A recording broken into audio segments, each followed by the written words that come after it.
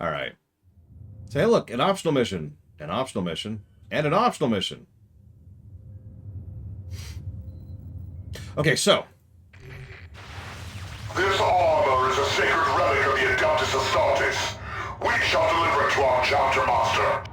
Lord Pyrrhus now serves the Dark Powers. You now serve the Dark Powers. This corpse god space we stand in is not a sanctified shrine of your chapter. It is a fort to be plundered.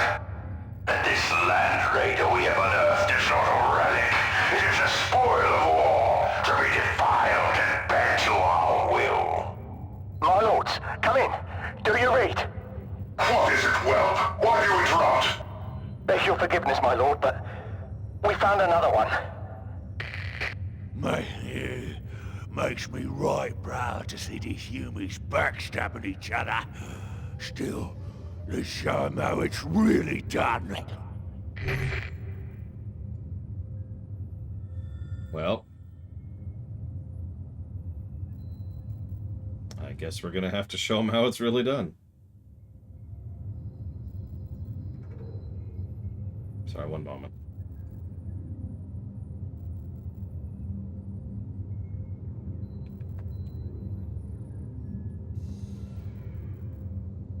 Hey, we can get more tanky. I like most things being more tanky. Gosh darn it.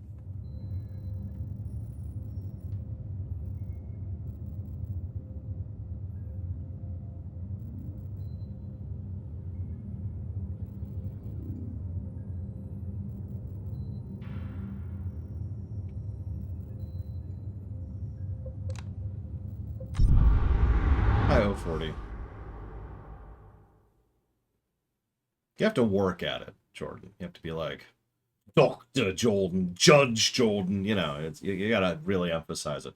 But you don't just get it automatically. You gotta go for school, pay money, bribe some people, you know, a lot of drugs.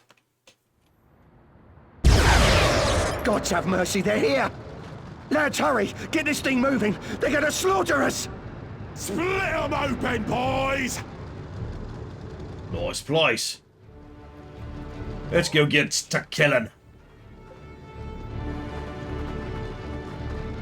Hey, it's Martellus. Okay, I actually kind of like the new tile set. Don't be bothering us again, Willie! I saw it first! Now I get what you're doing. Sorry, boy. Just don't know it yet.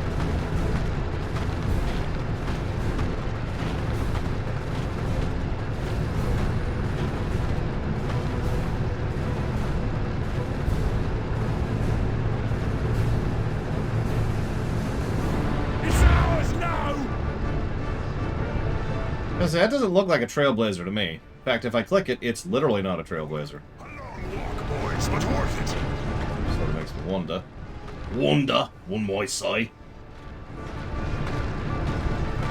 Not enough requisition, boss! Get more requisition then. God, do I gotta think of everything? Actually, no. That's me! Flowers are here! I'm just saying, Papa Nix. It could have been great.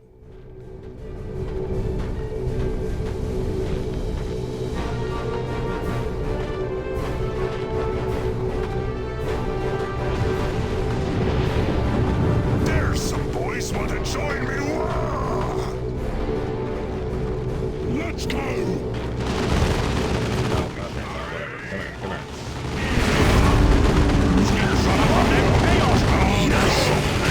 Birds express!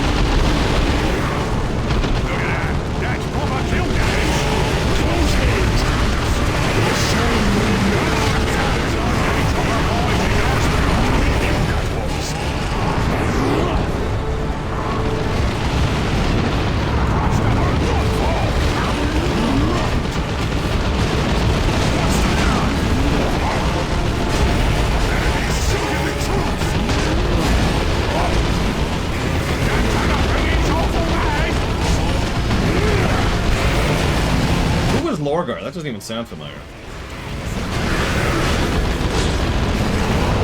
That's a good question. What kind of money do you think Space Marines make?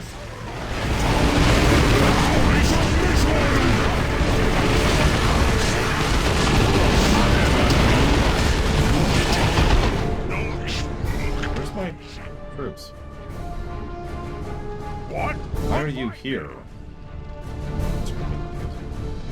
You want me? Oh, he's Eliphas's boss. Already mine. Just don't know. Yeah, you get paid in head pats. You get one head pat for every Exterminatus.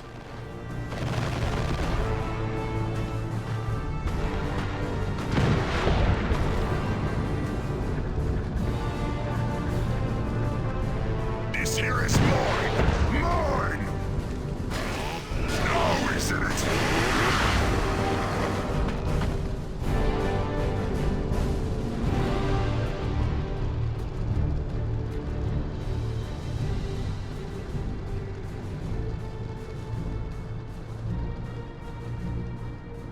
Oh no, I know so far walk, as it says.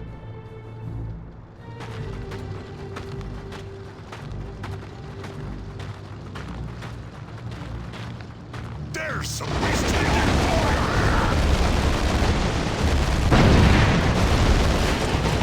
Shoot up, Moses! Avoid your soldiers! Chaos fighters after me! Stop the power of nature! There's much to that! That's what I killed Janice! This way, here! Let's get it shot! Oh, I made it. I mean, if you think about it, yeah, getting an actual head pat from the Emperor would be, first of all, possible, but second of all, wait, what? Say the Emperor protects, but no, this is a whole other thing.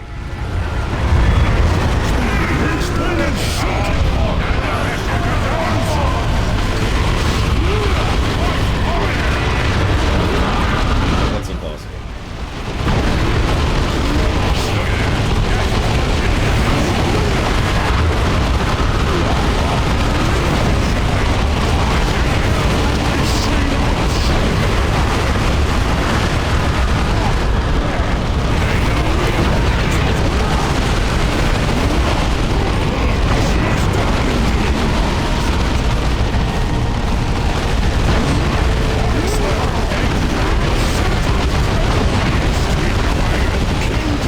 What are you doing? When I say attack a target, I don't mean stand there and stare off into the distance, reminiscing about the last time you actually followed one of my orders. I mean, attack the freaking target. This gets, I swear. Challenge! This is all just practice for my own political career when I'm going to be constantly telling people what to do, and they're going to be constantly ignoring me. Tough, come on, you that's the way! I remember the first time I found out that the Emperor of Mankind was a psyker, and my first reaction was, what? Like, the whole idea sounded weird to me. Little did I know. There's Literally, I suppose. First. Chaos fighters after me! Inelegant, just leave it alone.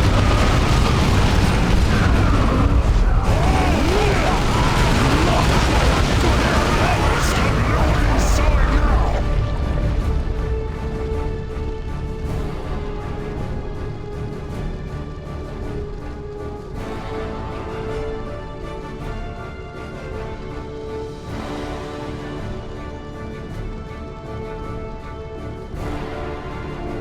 Stick bombs a smoker! The Council of Nicaea? Oh, I was gonna say, I know a lot about the Council of Nicaea. I didn't know there was a Warhammer 40k version, no. Shoot at me! Got to stop me!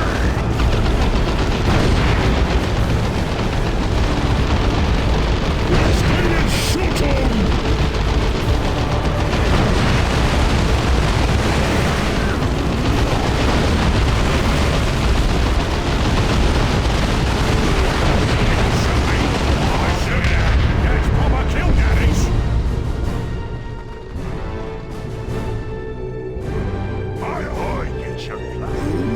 Move on, moving. Any good things for looting there? There's some boys want to join me. I should be on the other side of any gunfire! Humans getting shot! What's the name?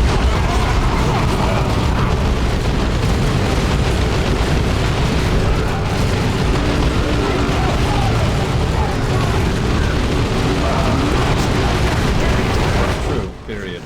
I am unstoppable, comma, as long as I'm supported by adorable people.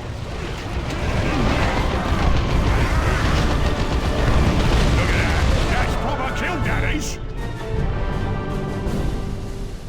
Mark's sir anymore. Please just note it.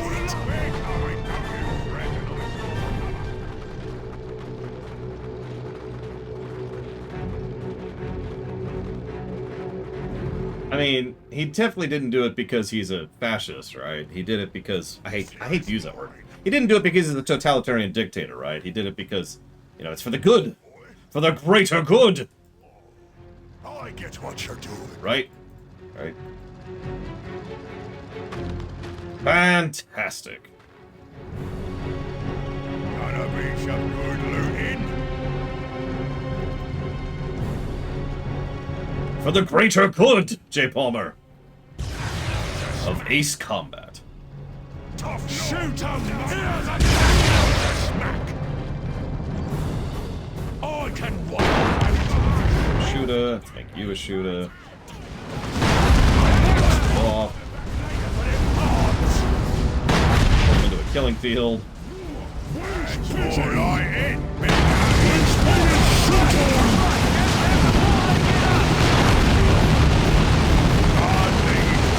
So many dancing Pokemon! Exclamation mark. I've actually heard a lot of disagreement about the Emperor over the years, and I don't know if that's because of retcons or different interpretations or what. Like, I don't know where that's coming from. But I have heard a lot of different ideas about that over the years. Or yeah, or different writers, or whatever. Looks like here. Go there. This will be war. Just over there. I'm there. Boss. Imagine if when you got home from school, you just see a ton of Pokemon dancing out in the cul-de-sac.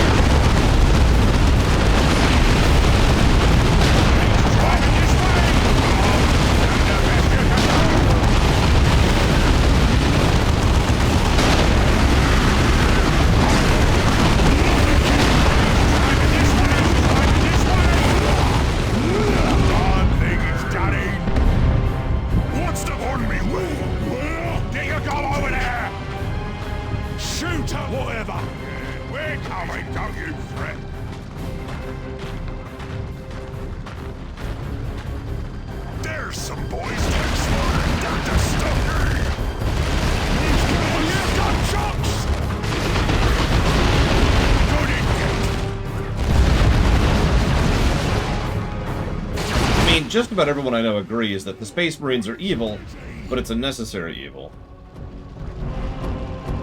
But the specifics of the actual setting up of the Imperium and, you know, this stuff when the Emperor was out and about and active.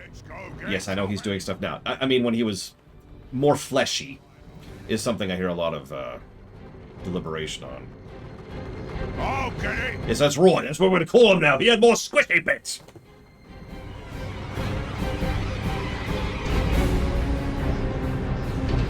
He was a little pinker than he is right now. Capture your victory place! Speed! And of course, I suddenly realized why you like this so much, Udor. Boy, come on, you. Damn it, man. Not everything has to be inconsistent and vague. There's some boys want to join me. What am I gonna do with you? Push! Push! I refuse! Exclamation mark. Instead, I dance into the sun! Exclamation mark. He's busy!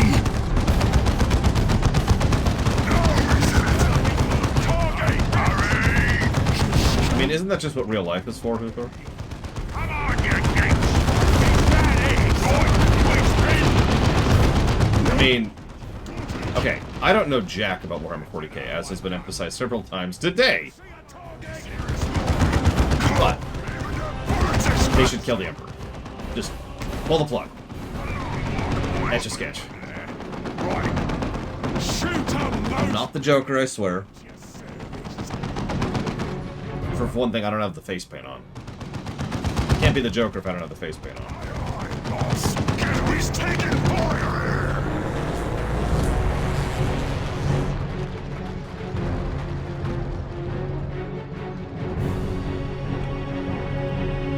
I hate humans! Excellent, Lilamus. Done! Bam! Alright, no more space travel. Next. Fancy shooter! I wanted to do that for Mass Effect, so what the hell do I know? Too many dancing Pokemon! Exclamation mark.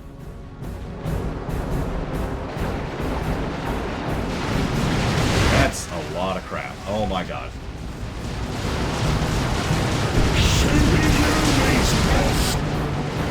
This better be worth me one!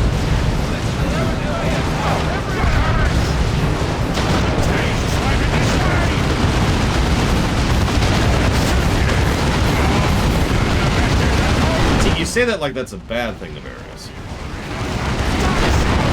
Green smear now, boss. How does FTL work in Warhammer? You be the judge. It's all vague and inconsistent, so we don't have a specific way of how FTL works. Where is that tank going, other than just showing me its rear? Is this a cat thing? Is that tank a cat? Come on here. Boy, get your plan.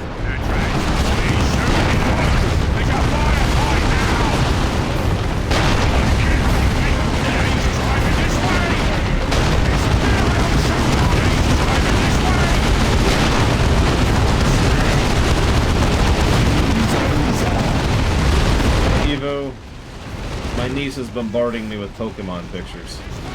Pictures of Pokemon dancing, specifically.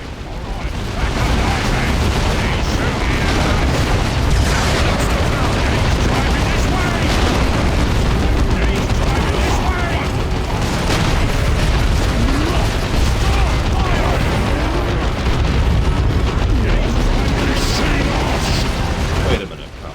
That one's a seal! Exclamation mark. There's no seal Pokemon! Exclamation mark.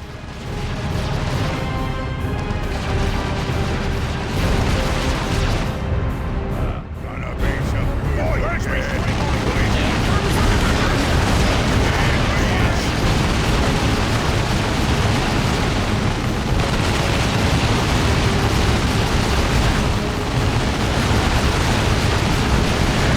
By the way, there actually is a seal Pokemon. That was one of those quick trick questions.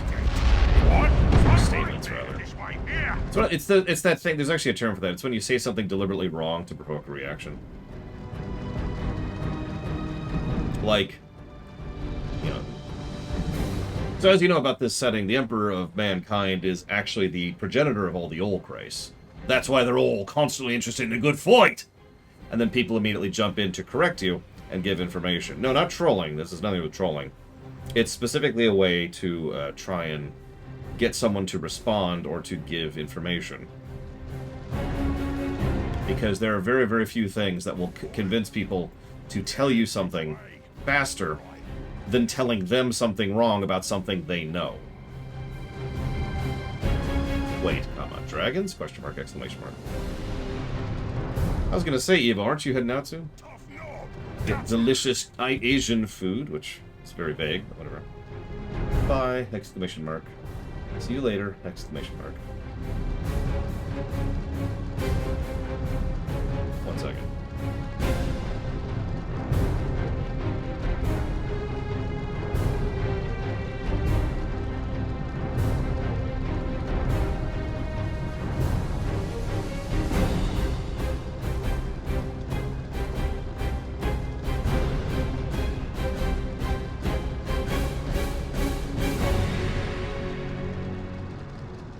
It's Asian food. Okay.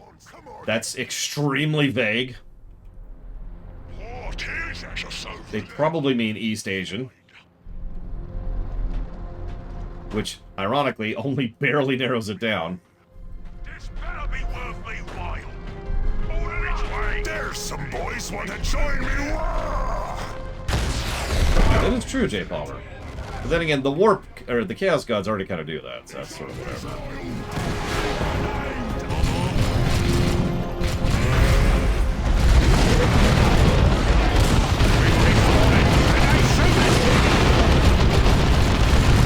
Oh my god. Why does the Imperial Guard have so many vehicles in this mission?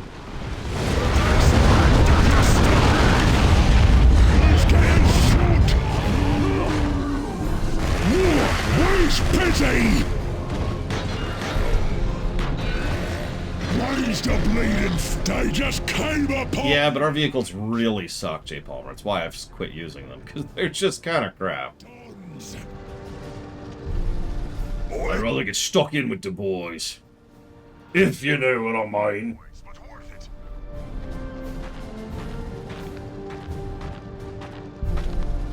Damn it, those are Terminators.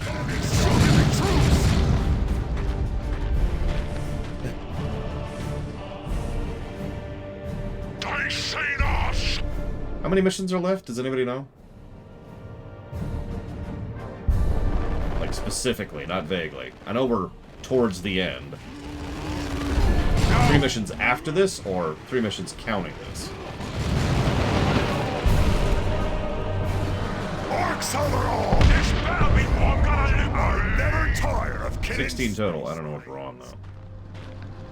Is it 16 counting optionals?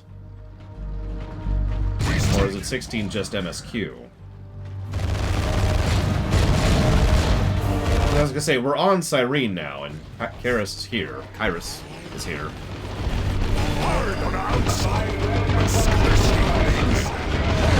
Let's pay a little more attention. My niece just stopped texting me because she has to go do chores. And look, I love this game, but my niece is just better. I'm sorry. In fairness, my niece is better than most things. Yes, even you. Sorry. That's mean. I shouldn't do that. I apologize. No, go there. The optionals add to the story. Ha!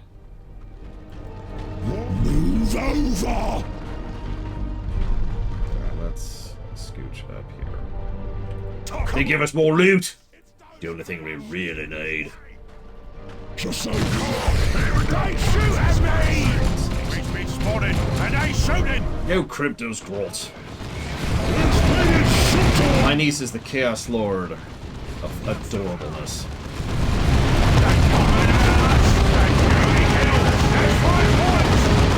Stop running for me so I can kill you, please. Thank you.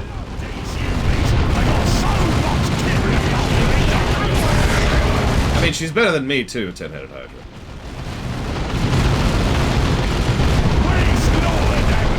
I think we know the answer to that one, Evo. Someone in chat, what's the lady, the girl and her dog who completely avoided Zinch?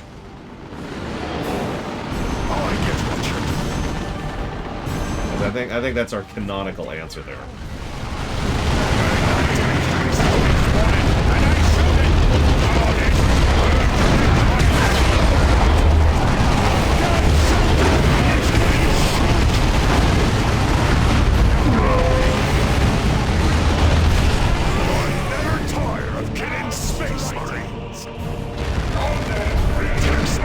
We all know her name's Dorothy, but you know.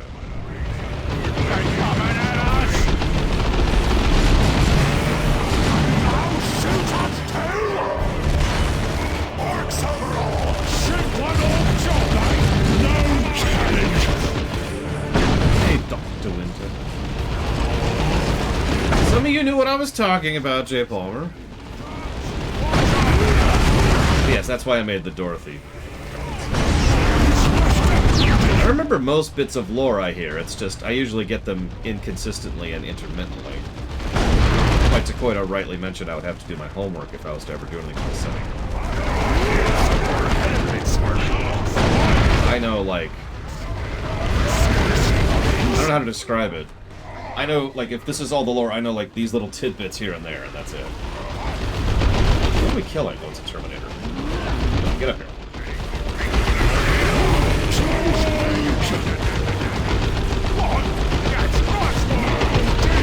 Another one down. It's almost boring. It is definitely boring. Sorry, I wasn't supposed to say that aloud, was I? This is the best game ever made. Boss, we got that requisition point like you asked. You I get your Like Diablo 3, GTA 5, Final Fantasy 6, they pale in comparison to this game. This better be worth me while I'm going there. Just over there. We're coming, don't you fret. There's Portal 2, nothing. Dawn of War 2 crushes Portal 2. shoot it! Portal 2 wishes it was Dawn of War 2.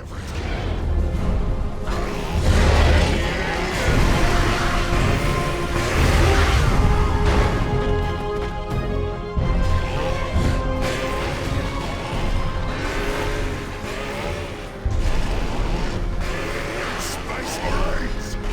I never tire of killing Space Marines! That's true, Tate Palmer. I'm curious if 2 or 1 is going to score higher than the golden number, because at this point, I'm not actually sure. Like, I could go either way. Move over! A gun after me! Bullets expansive! So let's just drop some rocks on them, shall we? All in favor?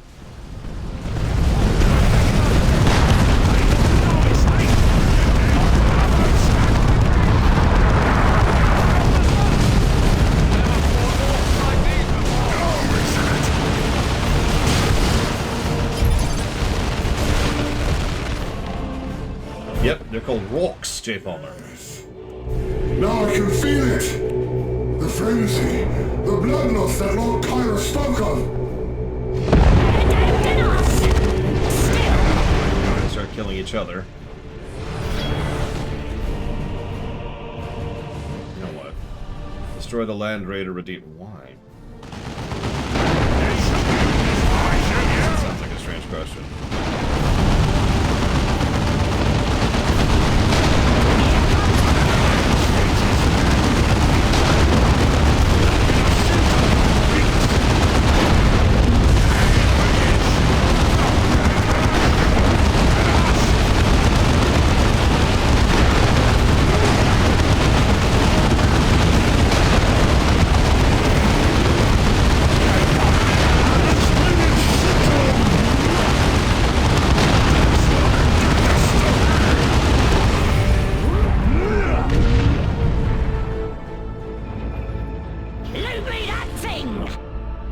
How come I have gloves? Okay, you're gonna be really disappointed with the answer though, Saffron. You ready for it?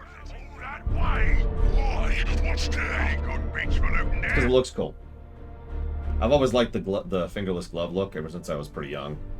And these are really nice gloves, all things considered. They're comfy, they're snug, and I think they look very cool on me. They complete the look of... If you notice, my entire look is designed to be very black and white.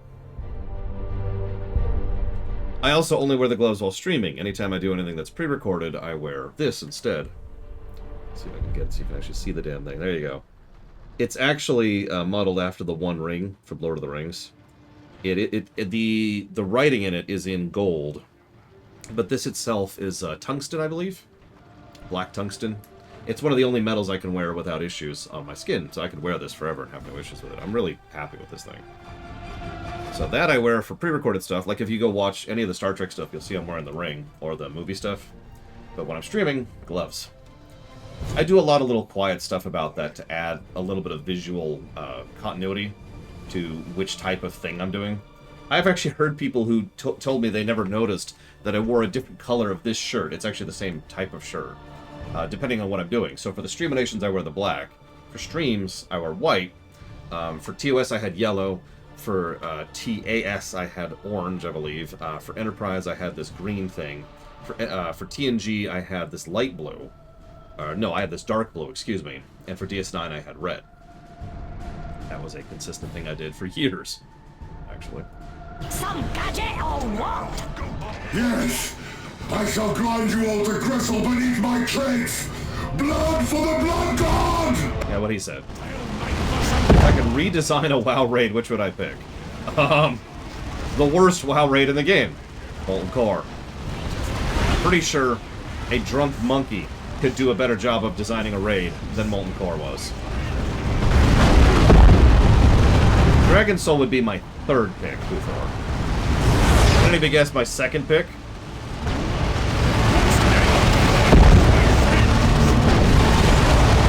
Yeah, I don't really have it.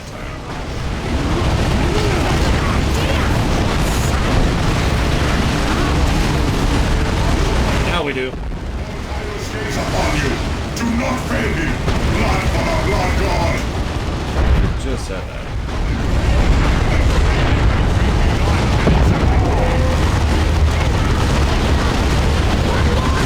Mount Hyjal, that is correct. MC, Mount Hyjal, and Dragon Soul. Honestly, I'm not sure there are any past those that I would change. But I would definitely change those, because they frickety need it.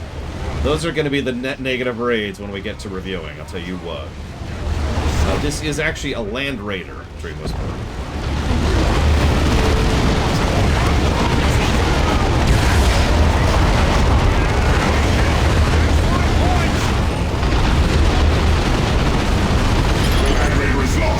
Disengage! Leave the cowards to their doom!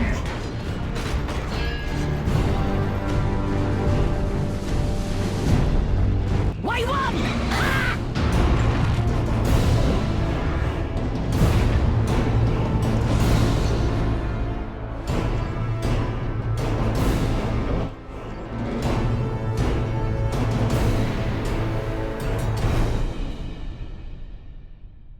Hey Evo, you still there?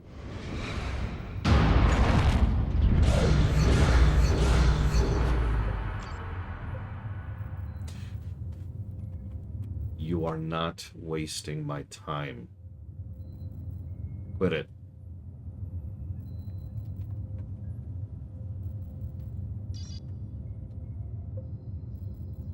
Final mission.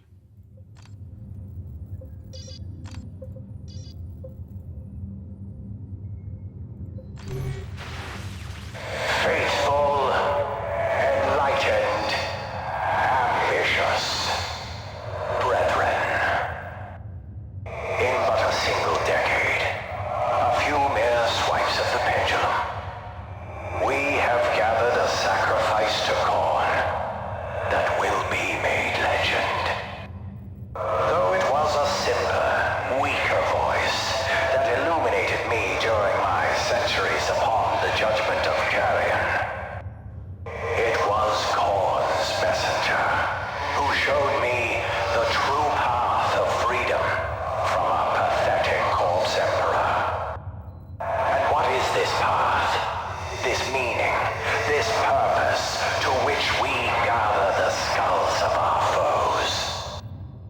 It is nothing. There is no meaning, no purpose. We murder. We kill. It is mindless savagery. This universe is mindless. In mere hours, billions will die. Innocent, guilty, strong and weak, honest and deceitful, all of them.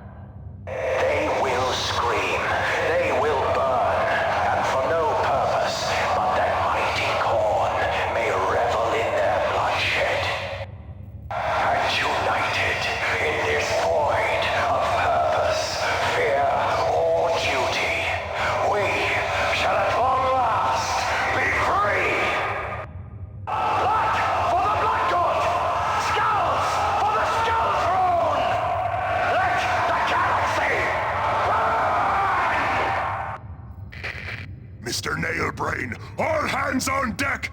It's time to finish this spiky sog!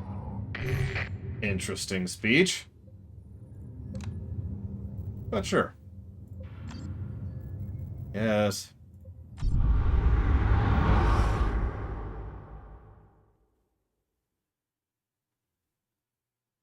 It's a nice speech, although apparently it doesn't fit, but I do like the overall speech. Hey, it's the prologue.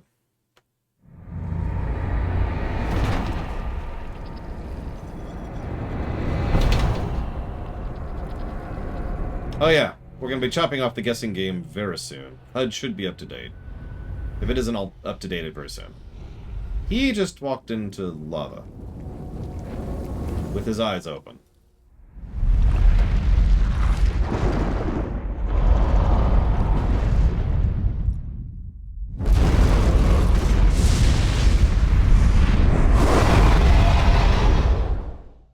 I am no stranger to the deaths of planets.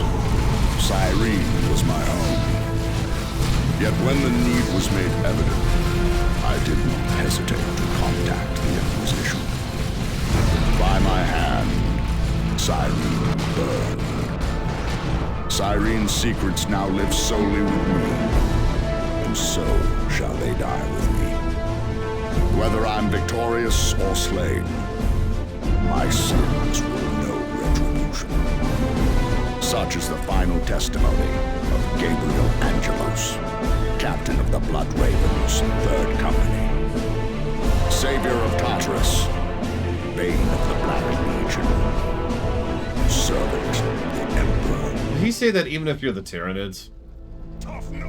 Like, that's already a little silly to hear that speech from Gabriel when we're playing as the Orcs. But if we're the Tyranids, that's even worse.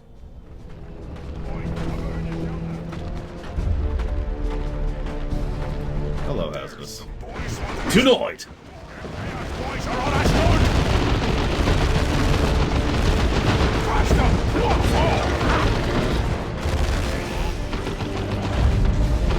What's the Tyranny mind?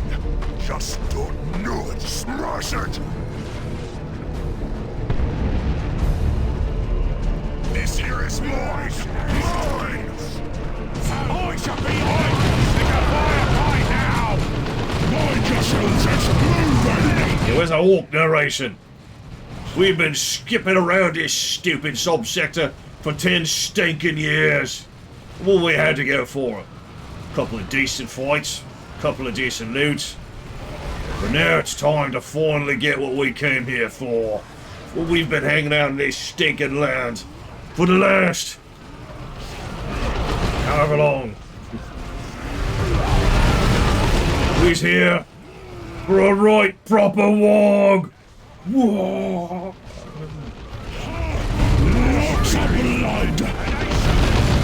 Then I'm finally gonna take me hat. If we can't shoot it, get away! Me hat?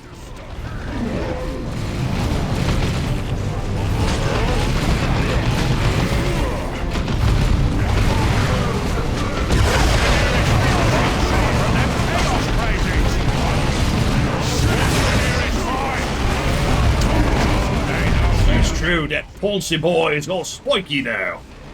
Maybe he'll be a good fight. Maybe. It's a nice hat, Von Falkenstein. Alright. Just for this mission, because it happens to still be here. Alright, let's do this. Oh, me hat! You won't sire anymore. Just don't know it. Good job for us.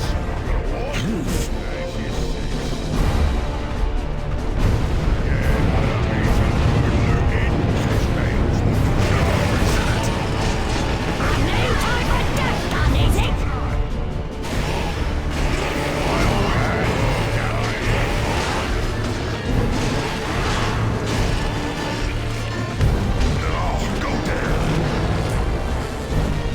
What are you linking me, Hazardous? Oh, for God's sakes. He's taking fire here! Tonight on Grotkia. They've seen us!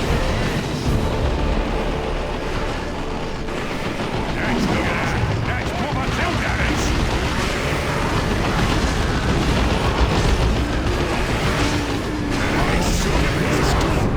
Next! Next! Yeah, it's Orcs in a nutshell, isn't it? Look at him walk! And of course, Orcs are never satisfied. Which actually is really hellish if you think about it. Imagine never being satisfied, ever. I mean, that's just being Twitter at that point. I wouldn't wish that on anybody.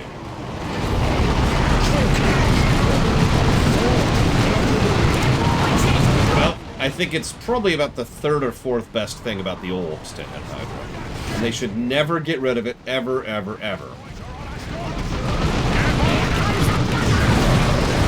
And they never will, of course. They would never get rid of the fact that the orcs run off bait. That would just be bonkers.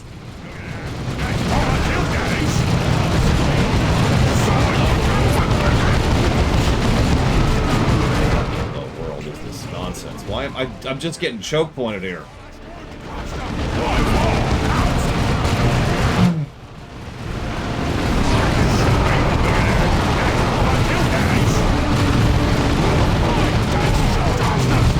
Oh my god. Just...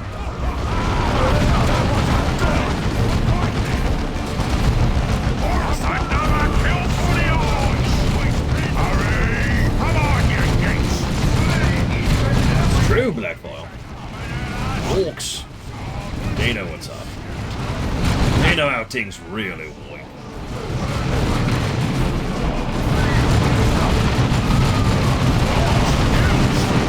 I'm being body blocked. Get out of my way. Oh.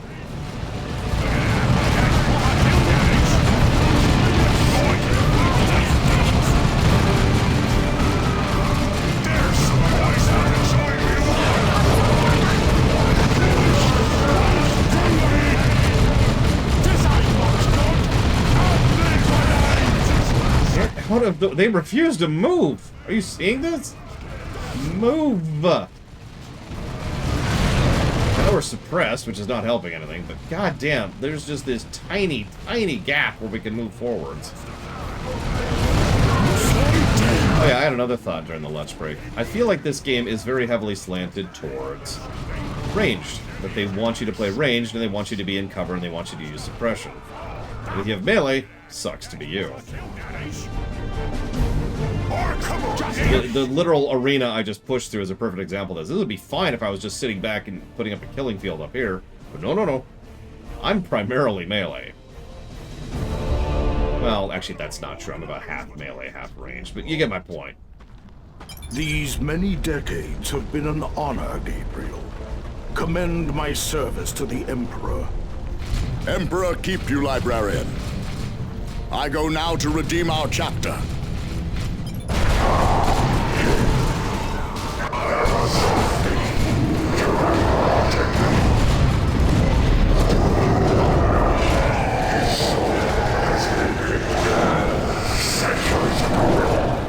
That's gonna be such a boring boss fight. Ways of demons to lie and mislead us. Destroying it is the only way to avoid its influences. Meanwhile, we're back here like, huh? That's the way. Who's that boy talking about? Eh, don't matter. Just get going.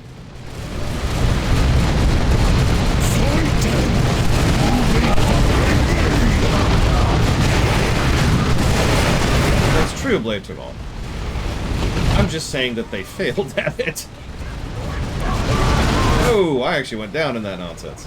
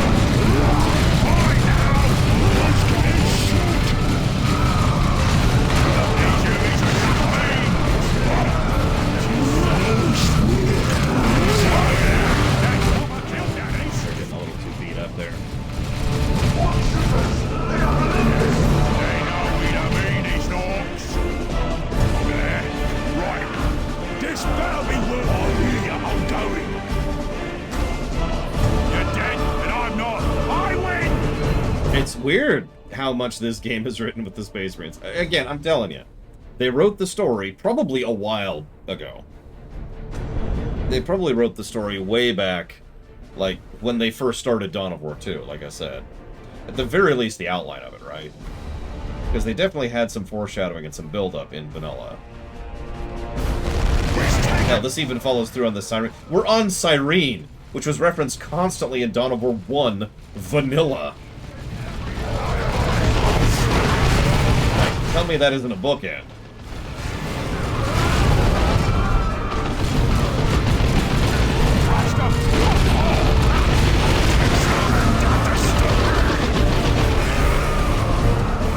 What's the plan? Shoot here's our way, Dominina! Kill us inside! Yeah, same demon we freed at the end of Dawn of War 1. Bang. Just, yeah, there's... It's clear there is a story arc here they wanted to tell, and something was getting in the way. I don't know if it's competence, I don't know if it's executive meddling, I don't know if it's time, I don't know if it's money, I don't know if it's talent. Something was getting in the way of this story. Because there are pieces of a pretty engaging story here. Just don't know it yet.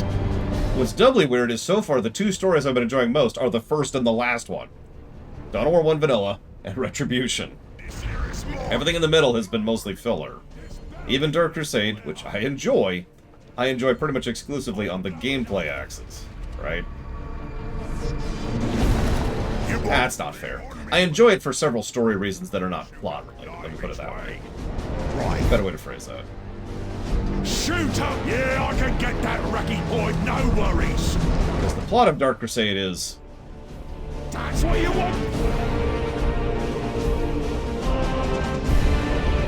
Does she like it, Bregman? Alright, what do we got here? What can we make for the final battle? What are these? These are Ludas. Oh, we lost our boys. Let's get some boys going. Don't worry, I'm gonna get some anti-tank stuff. I could just get more Ludas. In fact, actually, I'm just gonna... Riches, boss! No! Me riches!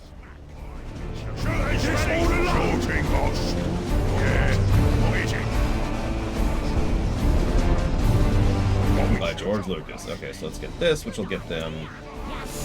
That's actually not what I wanted to grab, but whatever. I didn't realize I was out of pops, so that's my fault. Oh my god, we're like not even halfway through this mission, I just noticed.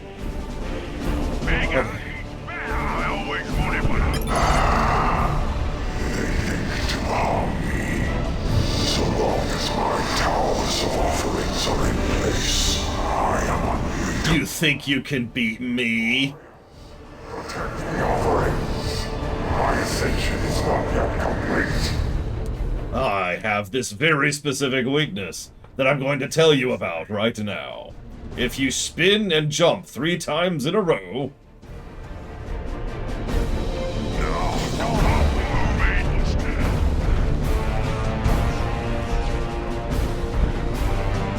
Good music. They've had pretty legit music in Dawn of War 2 so far.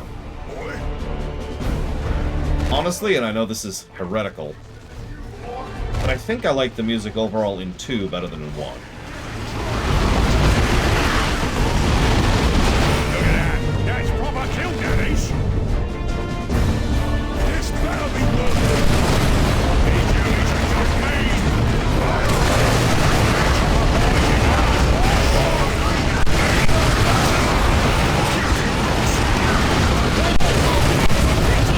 The audio glitching out on me again. I think it's when just too many sound effects are playing at the same time. Because I've heard that kind of bug before. And it makes me feel like killing some.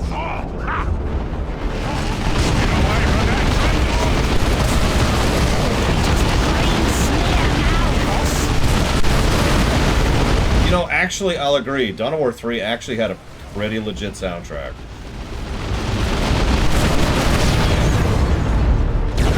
And, well, I mean, not to throw shade, but even the worst WoW expansions have had really good soundtracks.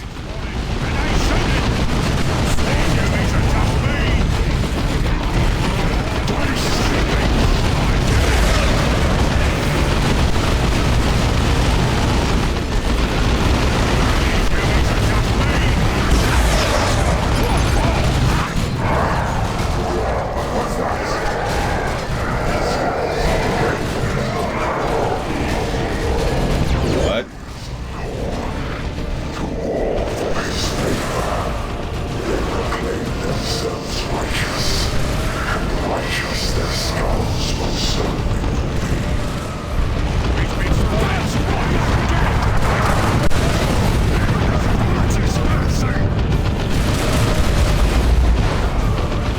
he's pulling a Ragnaros, Uthor, okay?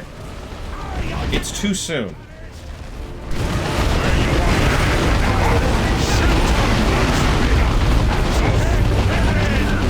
Get that anti-vehicle weaponry on that jackass, would you? There we go. Next one's much.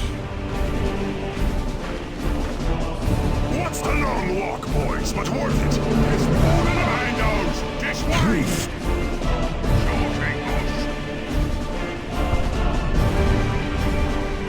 I mean, I personally think that there are worse expansions than Warlords, but the point I'm trying to make is that literally every expansion, counting vanilla, has had good music. This here is mine! Mine! Well, that's kind of my overall point, Scion. I mean, Relic tends to do a lot of background and bricklaying when it comes to their storytelling. They may or may not actually have outlines or specific plots decided yet, but they definitely have an idea where they want to go with it, right? My opinion, based on what I've seen of them. And again, Homeworld. Like, have you read the book that came with Homeworld? The book? All the Blood Ravens! Blah, blah, blah.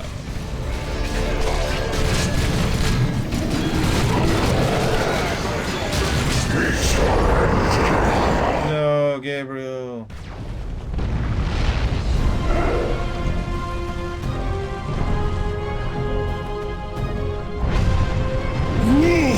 Now that was a proper smack!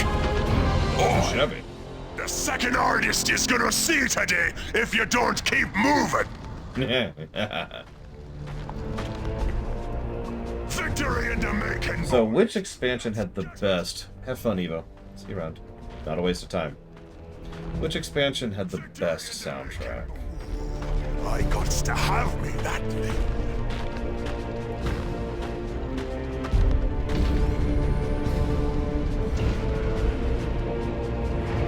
This here is mine!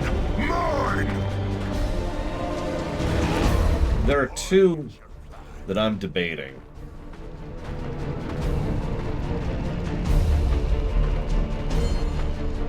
Oh, that's a tough one, D20. That's a really tough one. You probably know that those are two of my favorite songs in all of WoW, to ask such a specific question. I'd probably go with Magnificent Desolation if you put a gun to my head, but man. A long walk, boys, but worth it. So, God, they're damn good songs. So, you know, much respect. By the way, you notice how we're going through narrow corridors again? I'm just pointing it out. Even on the final mission, we can't get away from narrow corridors. And Takoid already pointed this out, it's because this isn't an RTS map. It's a dungeon. Right? Like the mentality that went into making this is dungeon design, as opposed to RTS map design, or even RTT map design. Which is what it is, you know? On me way. Yeah, it's whatever.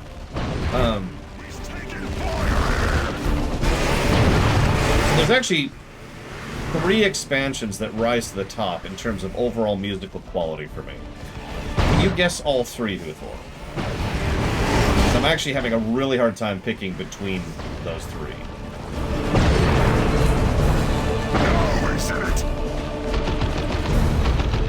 No, exactly, Jaludo. That's exactly right.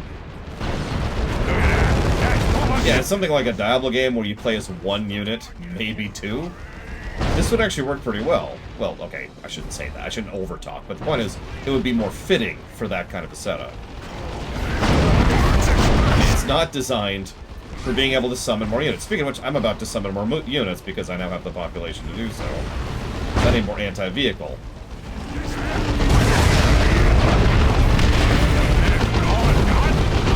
Warlords is one of them. Pandaria is one of them. But the other one... BFA. for music.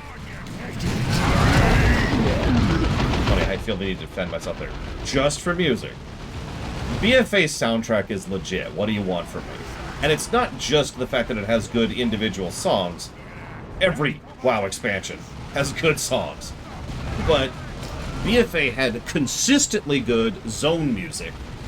And honestly, some of the best town, city music. You know? Just like going through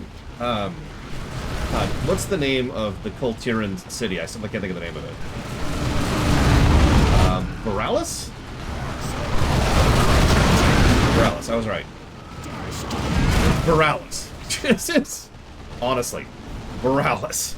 I don't even have anything else to say about that. And I know that the initial few songs in, like the initial few notes when you first go to Zuldazar are a little irritating, and I will freely admit that. But the actual Zuldazar music, just the music for the zone, once you're past the first thing, is just awesome. And again, every song, every zone song for the levelings content in BFA is fantastic. And then you've got the wonderful remixed music for the Ashara zone, and just got some really, really great tracks that they did for the cutscenes, the cinematics, and honestly, one of the better cinematic arcs in the entire series is also in BFA, which, of course, has fantastic music. So, yeah, no. BFA, music good.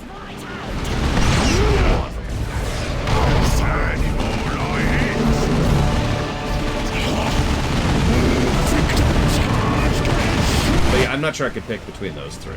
So, does Dragonflight have a good soundtrack? Absolutely. I mean, every expansion, including Vanilla, has good music. I would say, however, here he goes. Here's the biggest, most controversial take I have. I think WoW Vanilla has the worst music of the expansions. Still good, remember.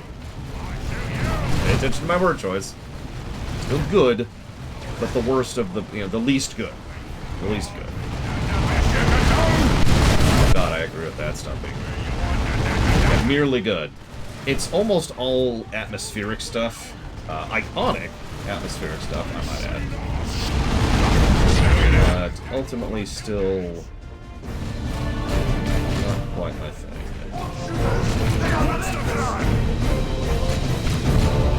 Done?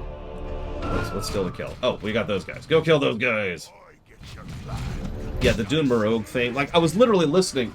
I was listening to the Elwyn Forest music during my lunch break. It's not like it isn't great background music. But listen to Dune Marog versus Storm Peaks, and the difference is night and day, right? It's also a difference in mentality, because... And I was talking about this to some of my friends literally yesterday. WoW originally was supposed to be musicless, or mostly musicless. And when they were first designing it, they were supposed to be like, you enter a zone and you hear like an intro song for that zone.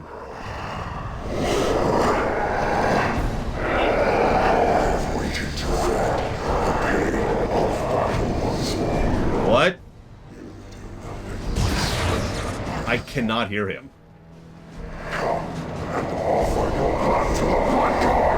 Jesus Christ. I could not hear that. I had to read the subtitles.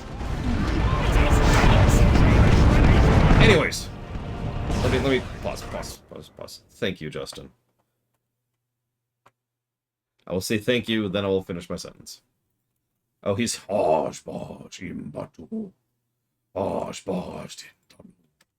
anyways. And that's going towards... I can't believe it's almost been 5 years.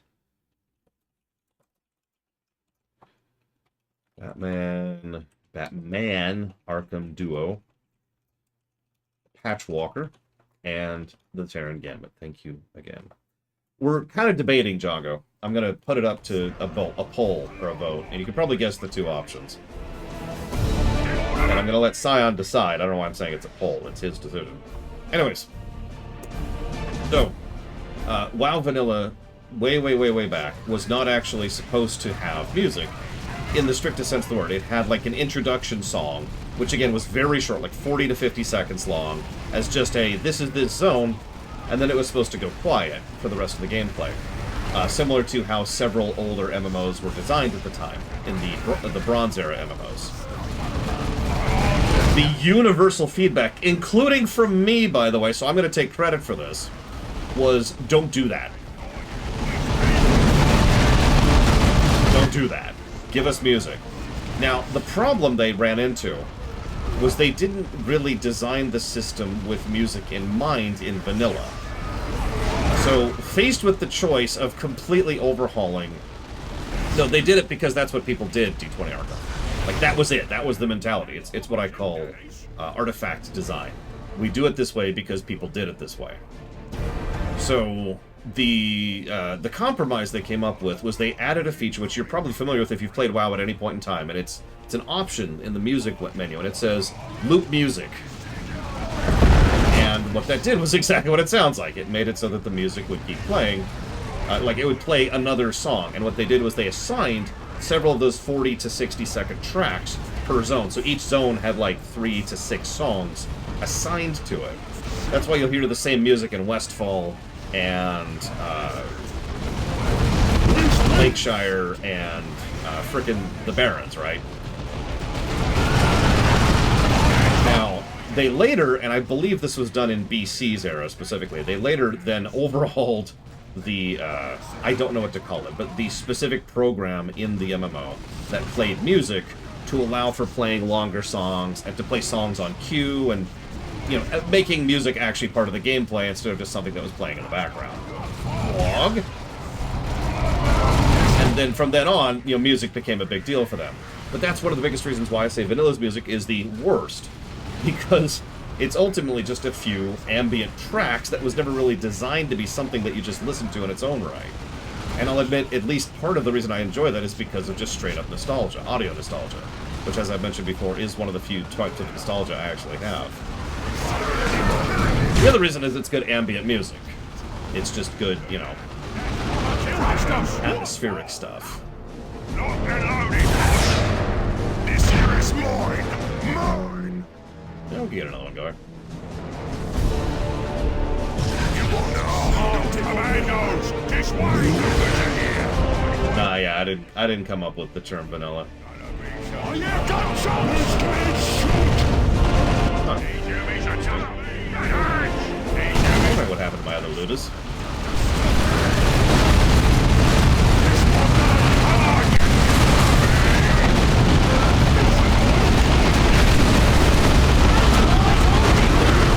Yeah, exactly. Once they overhauled the music engine, BC started actually treating music like part of the game, and, well, BC's music is a lot more distinct.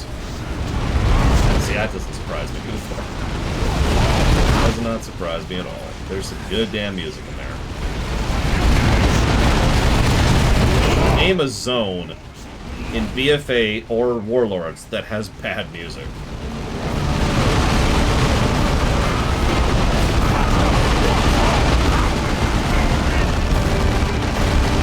Pandaria, so you mentioned the leitmotif thing for Dragonflight. Pandaria did that a lot. Pandaria really leaned on its motifs, and I know some people specifically don't like it because of that, musically speaking. And some people do like it, musically speaking, because of that, so, you know, it's whatever. What is this? Oh, that. What do I mean by motif? Okay.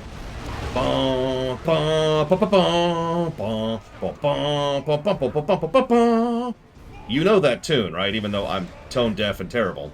You do know the tune I just mentioned. That is the Force theme. It is the motif. So, the way a motif can be used, there's actually a lot of ways a motif can be used, but the point is a motif is a recurring musical element designed to get across something either thematically in terms of narrative purposes, or just because they want there to be a recurring tune throughout the course of a work. You know, you joke, Loner. I've been having Chinese bots come after me all over the place for using white noise and C sounds and just, you know, stuff. What's that? So yeah, there's in Pandaria. I can't hum it, but there's actually two specific motifs that they used consistently. One of them is the overall theme of Pandaria. What do we fight for? You hear it in the opening soundtrack, and you hear it in several of the zones. Yeah, FF14 leans on motifs really hard. Almost too much, honestly, if I'm being just completely real. Like Shadowbringers, which, by the way, is my answer to the earlier question. Shadowbringers uses the same motif for almost everything. It's the town theme, for God's sakes. For the Crystarium. Where are you? Why are you dying? Where are you? And why are you on the other side of... yeah, let's go and pop this. I'm not even gonna try. I'm not even gonna try to disentangle this. I guess I'm gonna try. Alright, get out of here, get out of here. Running. Let's go, let's go. Hold them back to the group. Stop not being part of the group. You literally have a mechanic where you and your troops fight better when you're next to each other. Get back to the group! Endwalker had an excellent soundtrack, but I think as Shadowbringers would edge it out for me personally. But again, that's one of those inches amongst miles things, you know? It's like, I mean... which one's better is going to come down to nitty-gritty.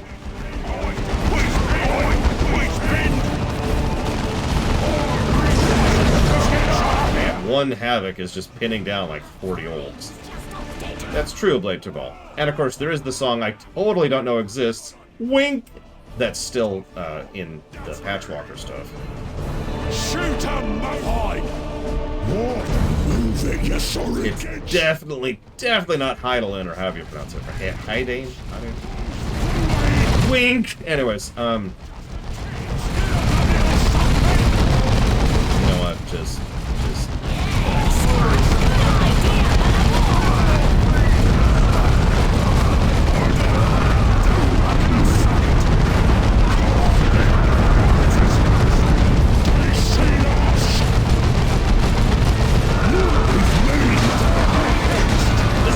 No.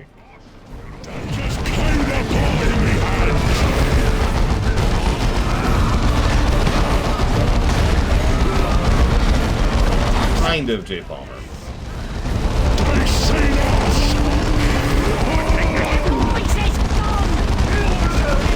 Yeah, the that whole theme. That's the motif of Shadowbringers. They use it for the town, they use it for the boss, they use it for some of the dungeons. It exists for cutscenes. Like I said, they really lean onto motifs for considering what was going on in real life at that point in time, that makes sense.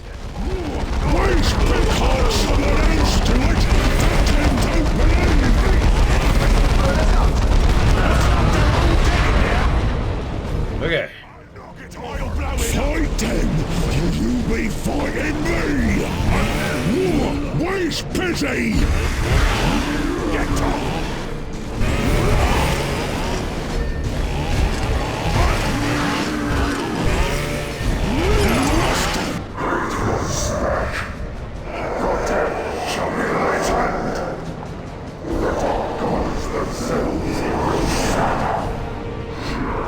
Whoa, that got him mad! I get what you do.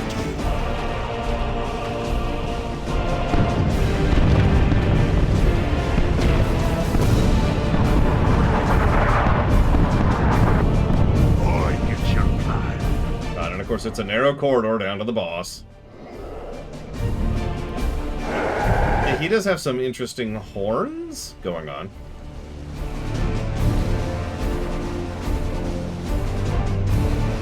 Oh, absolutely, Scion. Although I didn't actually hear some of the footfalls motifs all that often. Not because they weren't there, but because I just couldn't identify it for some reason. I don't know why. The other one, though, close the distance. You want speed?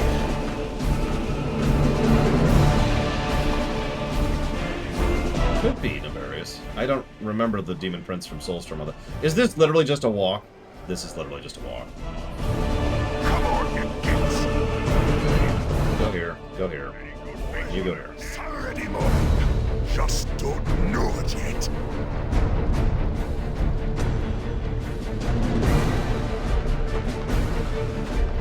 Oh no, Jonah!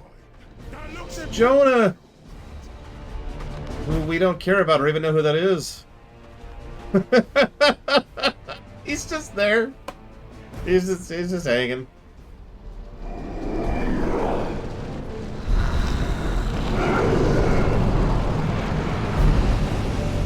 Imagine the Tyranids would go, "Hey, a snack!" They see us! What? Why are you here? Damn it. Go capture the damn thing, so I have a recovery spot. Get in there. Get stuck in. Bleeding for the blood god.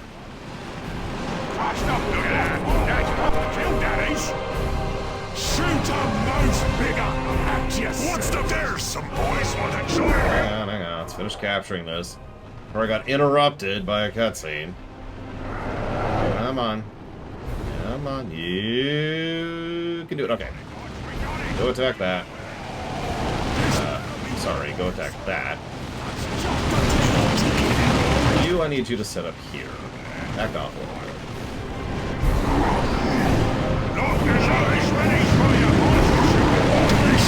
Vehicle stuff going, because I forgot to upgrade that earlier.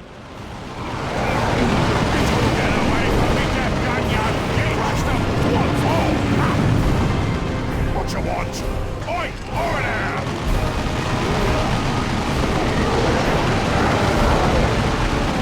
This is my killing field.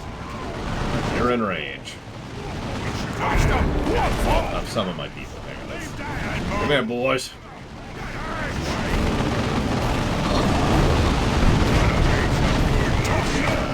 Okay, that's a thing.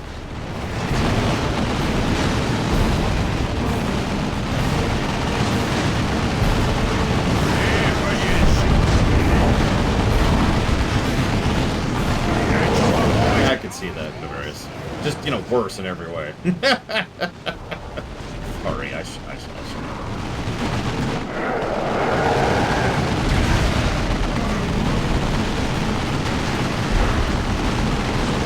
You know what? Our tanks haven't really had a chance to shine. Let's bring some tanks to fight the demon god, shall we? That idea amuses me. And if there's one reason to do anything as the orcs, it's because it amuses me.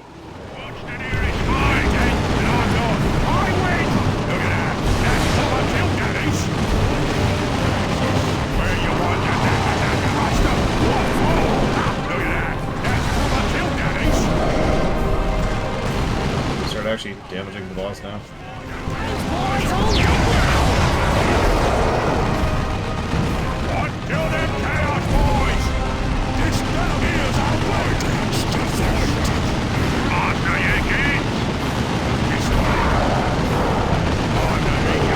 How much health does he have? That's actually not that much health. He's just sitting there ignoring me because he's probably got a billion armor.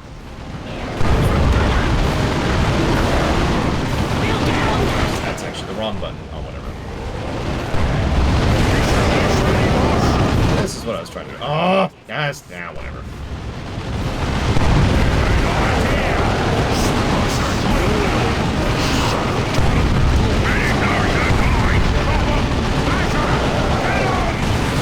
I'd ask where he's getting all these skulls from, but he did spend a decade killing people.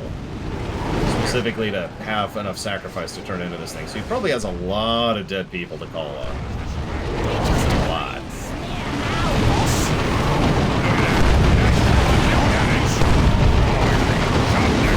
Well, upgraded.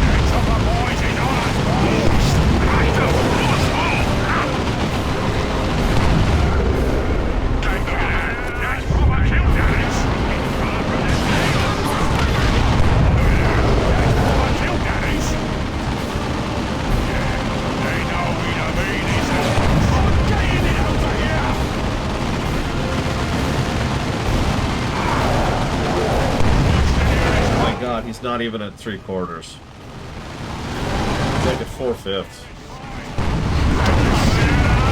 And he keeps invulning, which is legitimately a sin of boss design. We've actually talked about that before, even.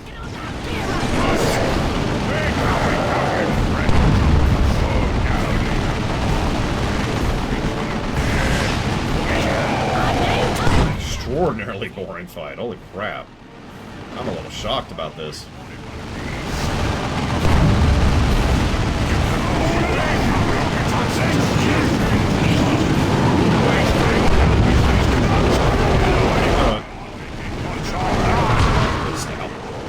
Everything target that. Just everything.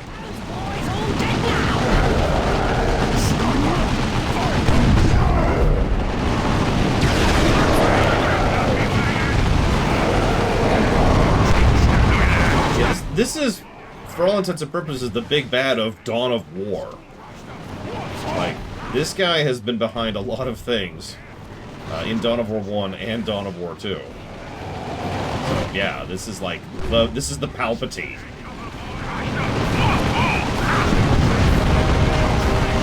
This is the big epic conclusion.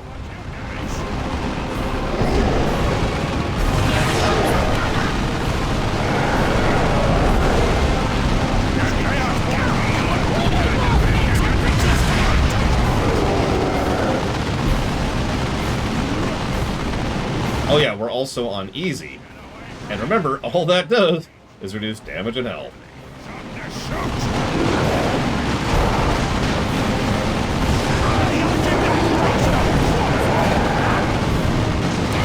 Probably, Kira White Noise. Yet another reason why this probably should have been a Marine campaign.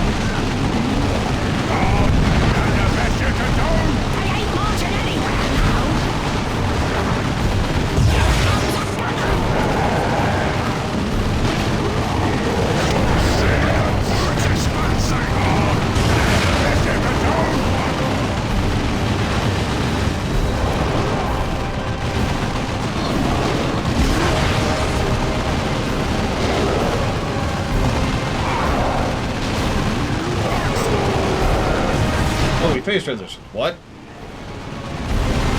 I legitimately started spacing a little bit there.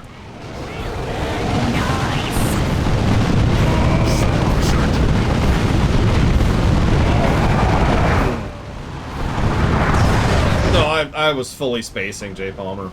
I could probably speed this up by a few minutes by being a little more efficient, but honestly, whatever at this point.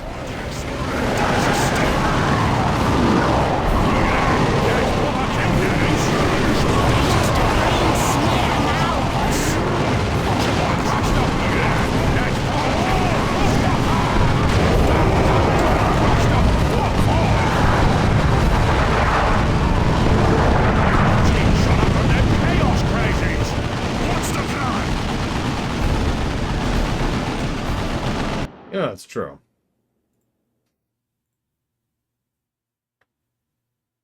Get in your guesses if you haven't. I'm cutting it off pretty soon. Basically, now. But I'll let you get in a last-minute change and guess. Yeah, I'm gonna go read War and Peace on camera, live. Everyone's cool with that.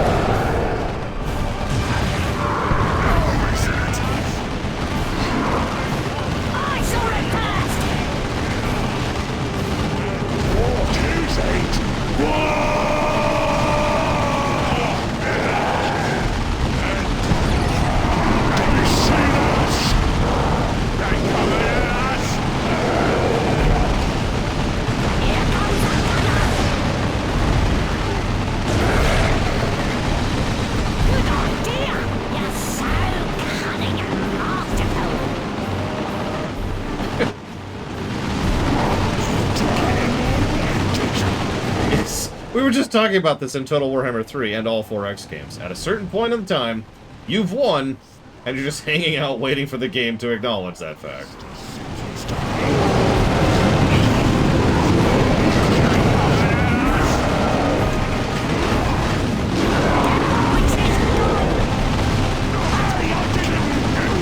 He apparently can reset his invuln shields. That's neat.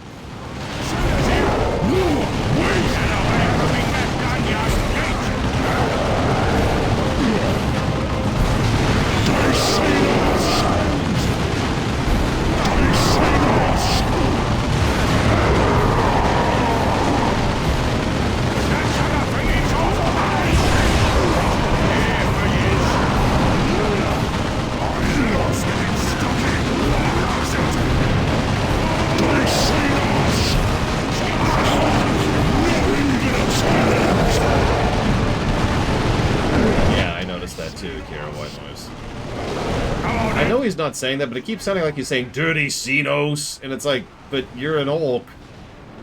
I don't know what he's actually saying.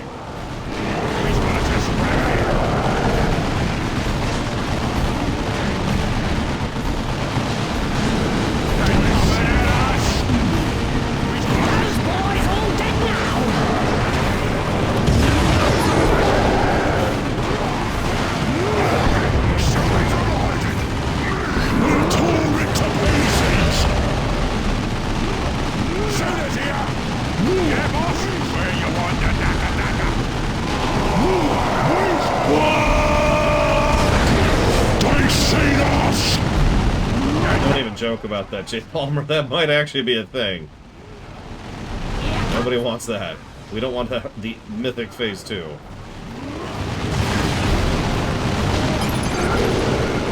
What?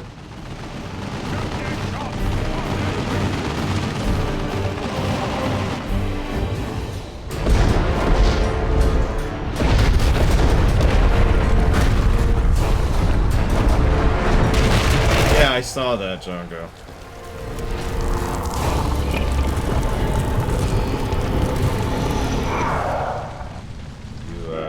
Okay there, Gabriel? Gaby? We won! We beat the game. We threw a rock at it. How many of you seen Batman the Animated Series? I remember this one time. I almost got Batman. I threw a rock at him. It was a really big rock.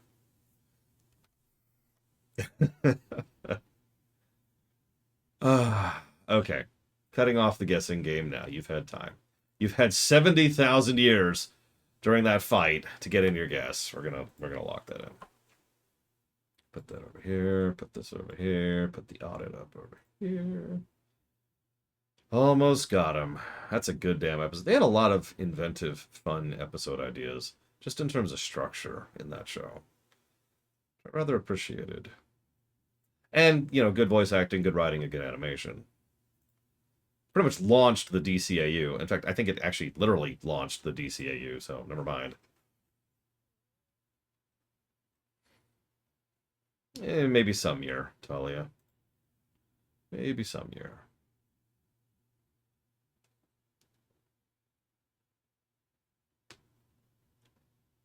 Sometimes all it takes is a really big rock. Okay, sorry, getting some paperworky stuff here.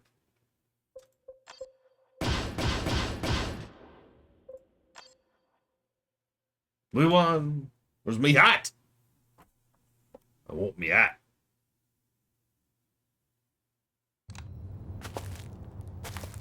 There's me hat. All right. There we go. You sneaky little Humie. You thought yous could wiggle out some our deal and just kill old Blood Flag. But no. Instead, sneak. No, wait! And if you's not good for a fight, then what good are you? Ha! Well, I guess this all wasn't a total loss. Like I said, got me hat. Time to teleport, Mr. Nailbrain. Wait, did we take the Space Hulk? Is that it? Okay, in fairness, that was still funny, but is that it? That's the ending? Oh, my God, this game. Just, wow. I'm gonna give it a pass because that was funny, but that's pathetic. Moving on. Of course, all the Dawn of War endings have been kind of pathetic. So what can I say? I wouldn't even had the last thing. I would have just had him take the hat, cut to credits if I was gonna go with that route. Yeah, no, we've watched the other endings each time thus far. Let's see if we can find these things.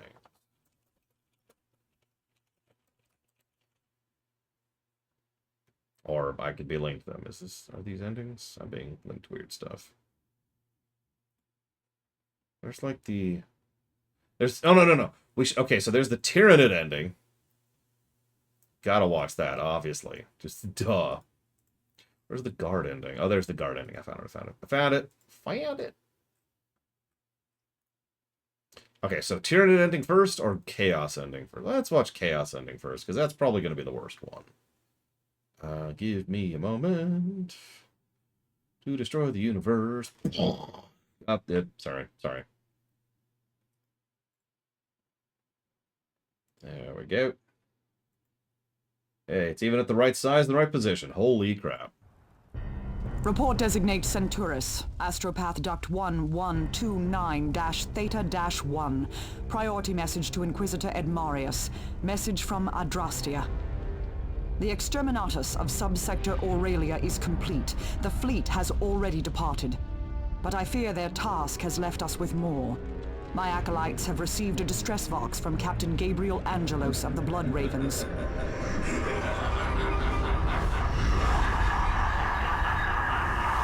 And that's it.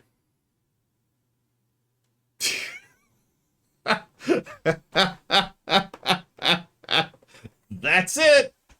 These are pathetic. Okay, next. Tyranids. Let's see the Tyranid one.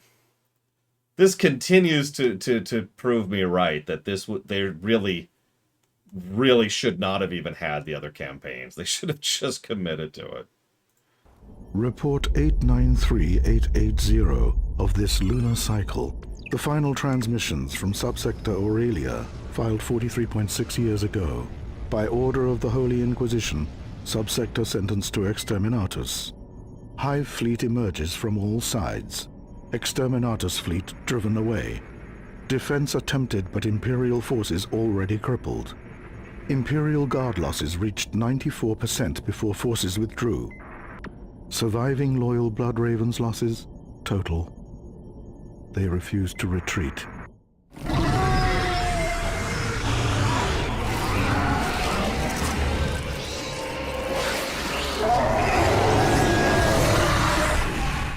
And that's the Tyranid ending. That's it. Oh my God. Okay, hang on. Where's so we got Eldar, Guard, and Marine. What order do you want to do these in? Too much, J. Palmer. Marine last. So, Okay, let's do it. Eldar.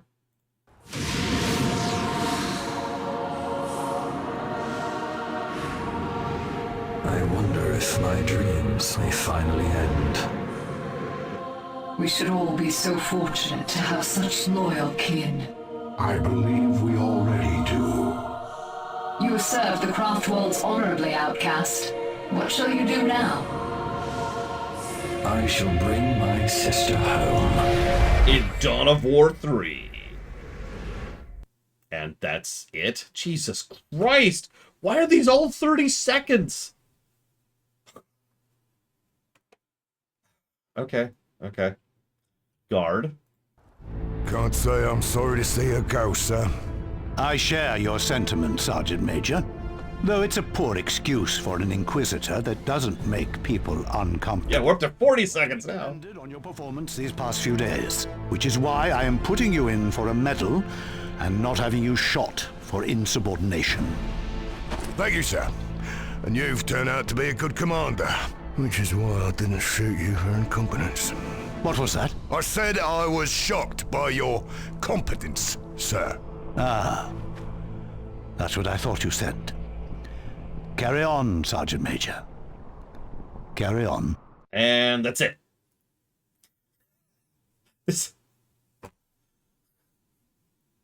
I feel like I'm becoming ADD just watching these. Just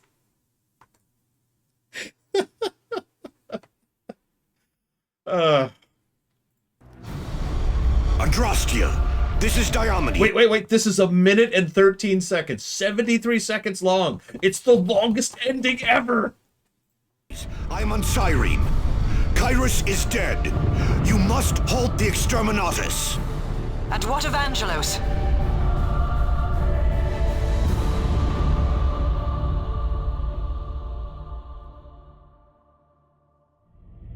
We have rebuilt, and once more are great.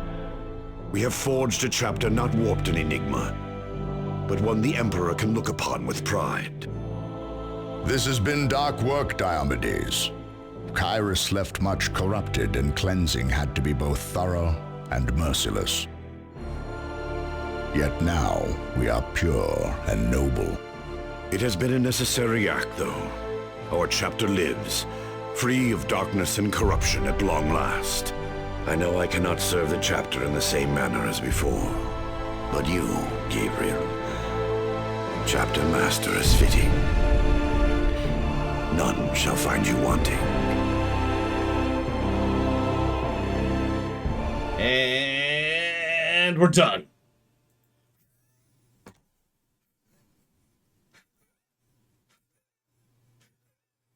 And I hope I hope you appreciate that. Because I'm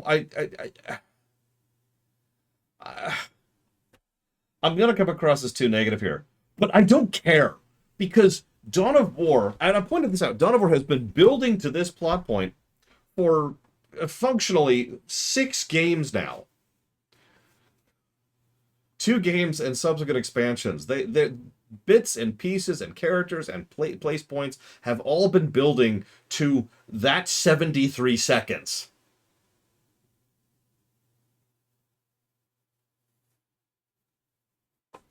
So the fact that it's okay is not good enough, to be as absolutely blunt about that as I can.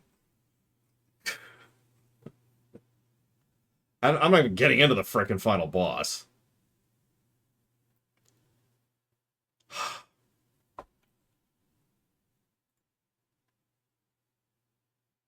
Yeah, the epic downfall of Kyrus, the final vindication of Gabriel, the final redemptions of the Blood Ravens.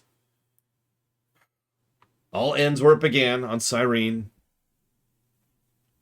Still better than Mass Effect 3's ending. I mean, I'm pretty sure if the game walked up and slugged me in the chest, it would still be a better ending than Mass Effect 3. But anyways.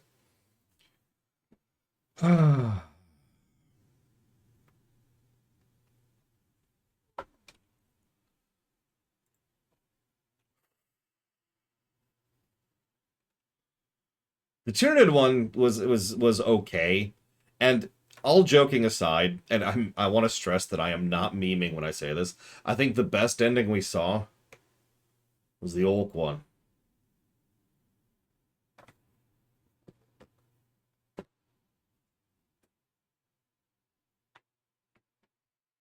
Just takes the hat, puts it on one of his spikes.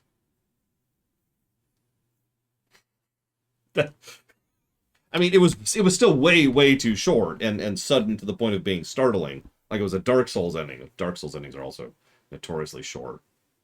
And I'll kind of give you the Tyranids one. I'll actually acquiesce to that. But just at least he got to that, right? Something good came out of all of this. And that something was a hat. Yeah, imagine if the ending... It's easy to understand how much worse it would be. Imagine for a moment if the ending for the old campaign was just the last... Here, hang on.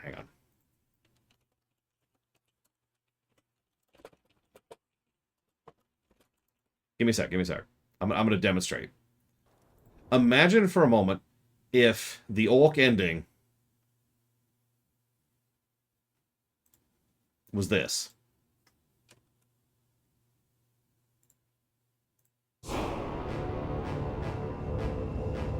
Time to teleport, Mr. Nailbrain.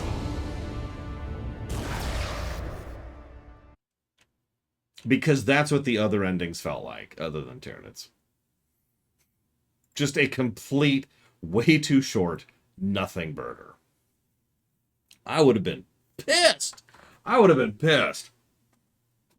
Which is why, thankfully, pulled the hat. This is... okay. I'm done.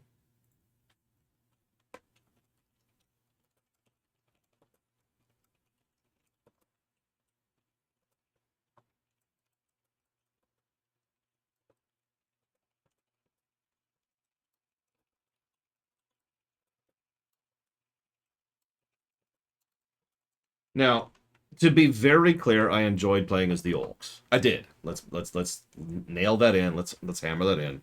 They were funny. They were amusing. But let's be clear. If you have an interest in playing Retribution, which I would even recommend doing, play as the Space Marines. Some of you may or may not be aware, there's actually a flag on the review site which says whether I want to replay this, and it's on a gradient of 5. No exclamation mark, no, maybe, yes, yes exclamation mark. And this one is going all the way down here, just to be very clear about that. That's true. They did have some legitimately very good cutscenes. I gave those cutscenes positives for Retribution.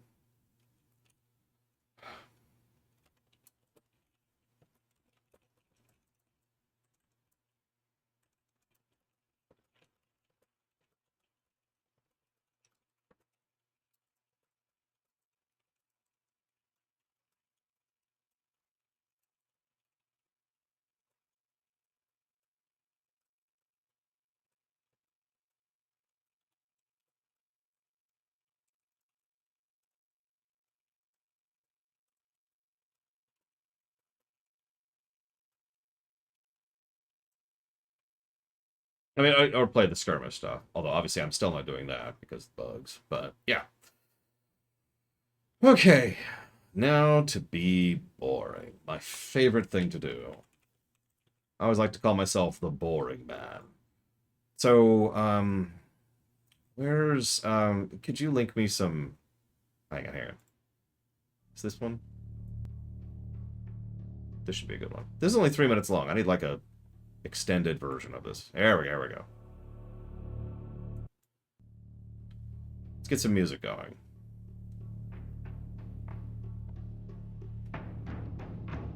I mean, that's true, Boster. You're absolutely right.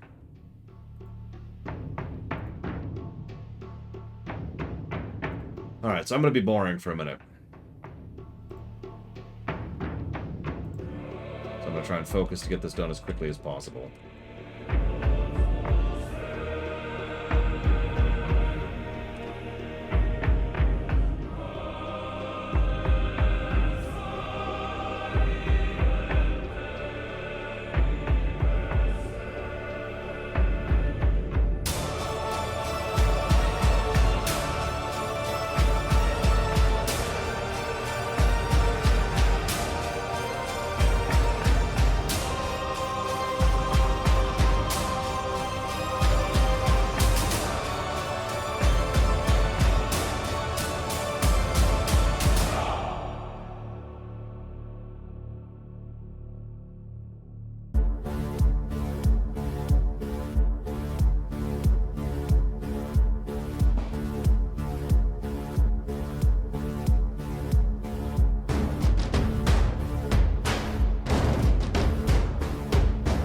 I'm gonna start getting some chomp because I'm gonna start a download here.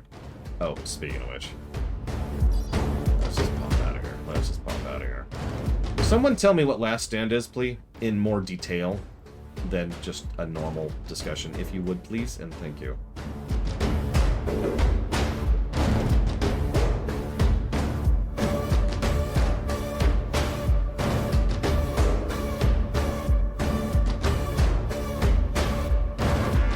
Yeah, I might be playing Darktide tonight. That'll be fun. I know it's a horde mode, I know it's co-op. I was hoping for more details. I don't mean to sound picky. But the more details, the better.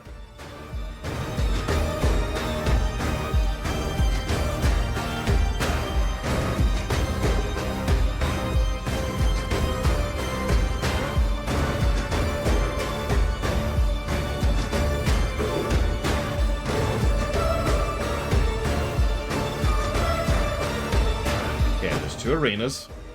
It's less than I'd like. What kind of options are we looking at?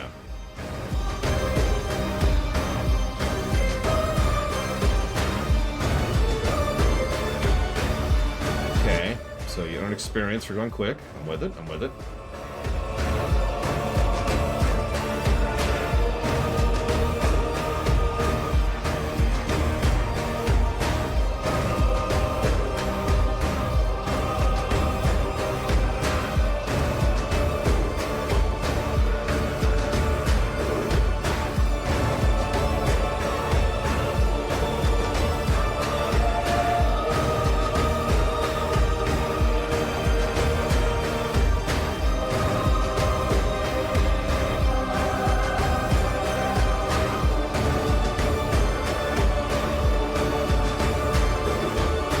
Honestly, the only thing I don't like about the Last Stand feature is the fact that you have real people to play it with. So, Tau Commander and Necron Lord. Nucron. Excuse me, Lord. Alright. Move spikes periodically. Get specific gear from certain stuff. I assume there's like a Mass Effect 3 kind of a thing, right?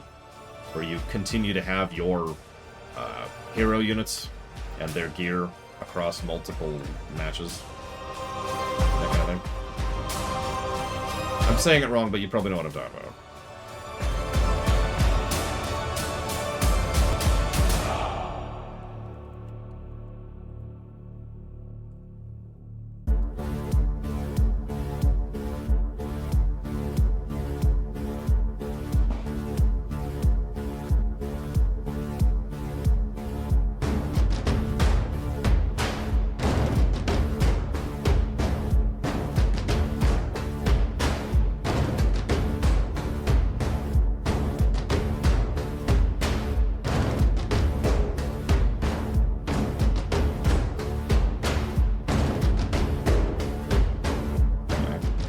Is it literally just your one hero unit, or do you have access to, like, all your hero units, or do you have the army, like I was doing as the Olks, or...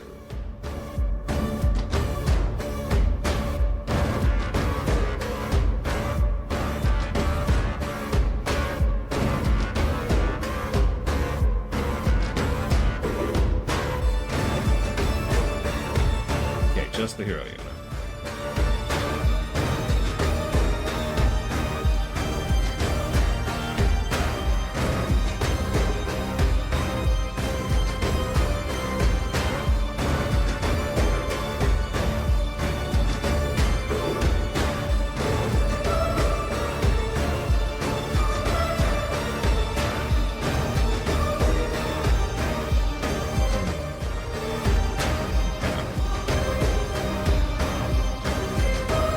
Is there any limitation on who could group with who?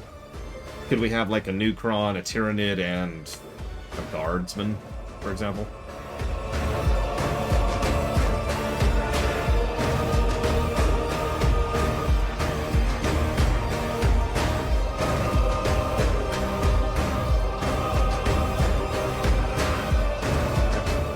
Sounds like a pretty legit mechanic.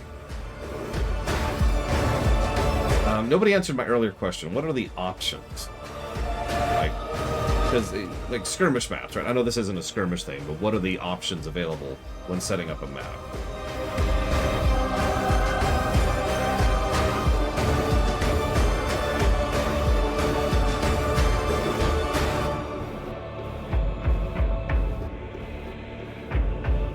None. This is great, but okay. And there's only 2 arenas, right?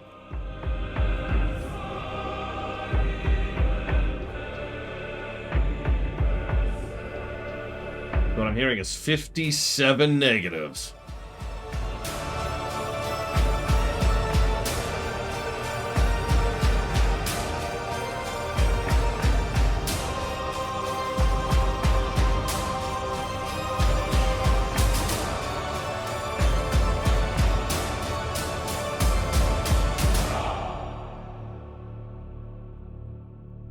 Hang on, let me mix it up a little bit.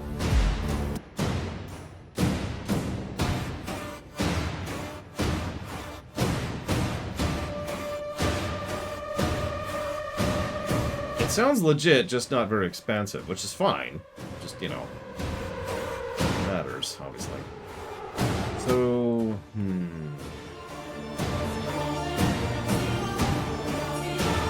feels like too positive worthy to me.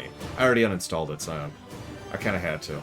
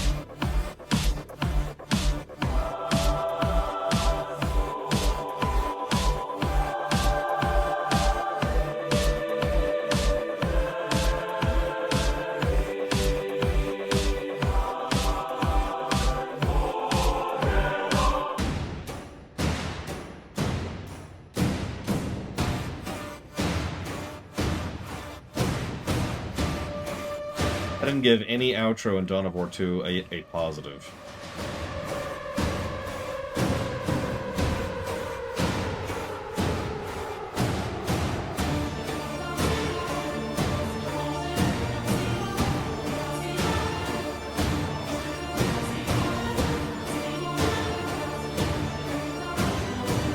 I'm pretty sure I couldn't even get Fire Warrior running, Buster. It's okay, we're not playing Dawn of War 3. We're playing Warhammer 3. Different 3. Dawn of War 1, Dawn of War 2, Warhammer 3. Honestly, I didn't think anyone even noticed that I did that, because I totally did it on purpose. And not just because Scion, you know, funded it all with one giant donation. Actually, you didn't, Scion. I don't know if you ever heard that. Whether you're there now or there later. But what I did was I did a bunch of Dealer's Choice to get everything to the point where they would be funded once your donation went through. And then your donation went through a month later, and hey! They're all magically donated for it, funded. Go figure.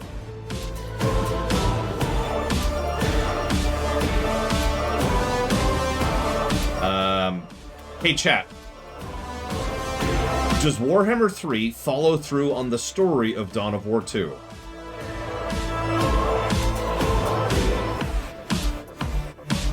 I'll let Chad answer that one. I think they're better suited for that than I.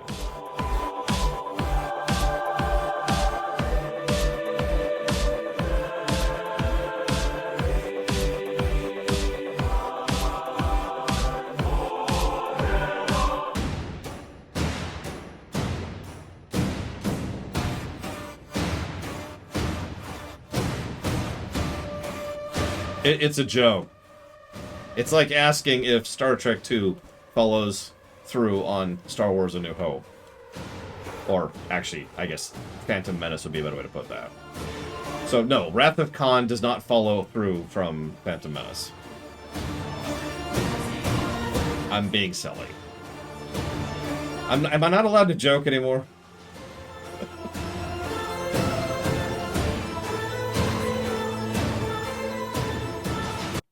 Now I'm going to pause this because I want to mention something. I'm doing the story audit right now. And I realized there's a category of story that we actually usually do not give pluses or negatives to, because it rarely shows up in the kind of games we cover. And that is themes.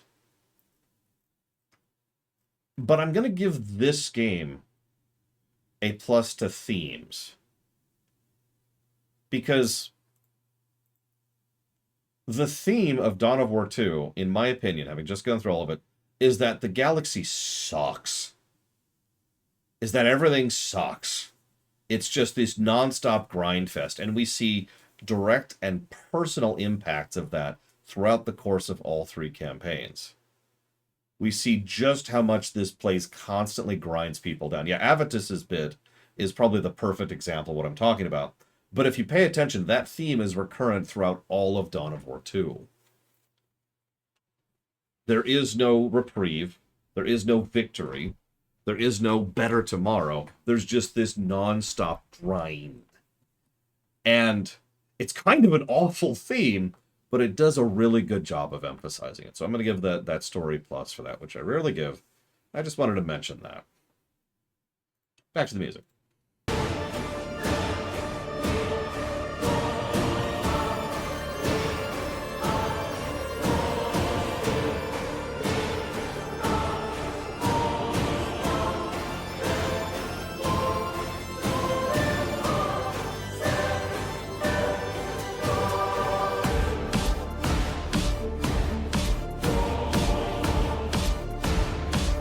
It's actually funny because it's probably one of the biggest reasons I don't actually enjoy Warhammer 40k as a setting.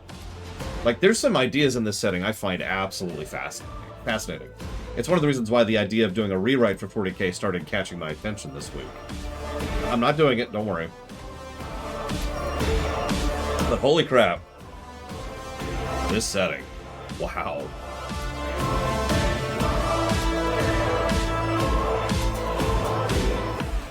So that's the story audit. Plus 15 to story. I don't remember what Dawn of War 1 got. Can someone go look that up really quick, please?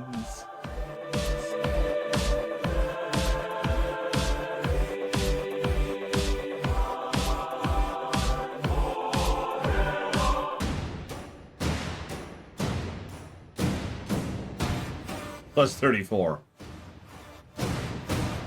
No, I've already kind of decided what I'm going to do. Some of the ideas I like from 40k, from my take on 40k, I'm just going to go ahead and use in other works. Recycle in other works.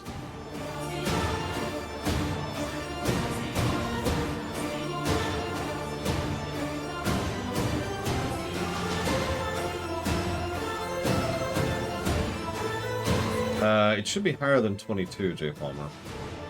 The website should be updated.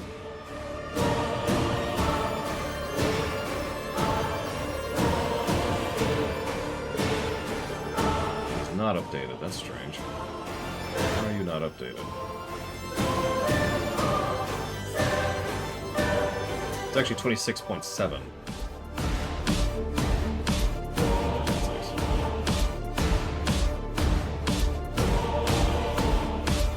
Tzeentch would never do it. Tzeentch is cool. Tzeentch is cool. Yeah, Skirmishers pushed it up a bit. That was just a brain fart on my part that I completely forgot about Skirmishes. I'm gonna update the site right now. Gotta hit the stream brakes. It's a little bit jarring. Do we have anything like slightly... Here, you know what? You know what? I know what we're gonna listen to.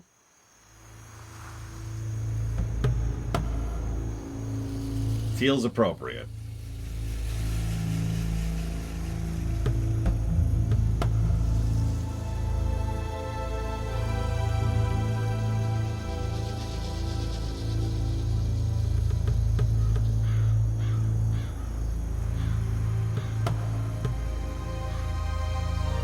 The Durator is a good guess. Probably because it's technically correct. But as I've mentioned, if you were paying attention earlier, a lot of this music plays in a lot of different areas. Tzeentch is very much not Ku. No. Alright, so.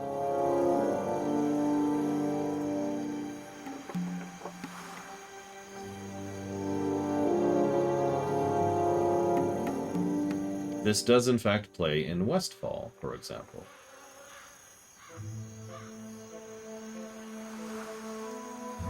Yeah, none of the Chaos Gods are cool. They're called Chaos Gods for a reason. They ain't cool.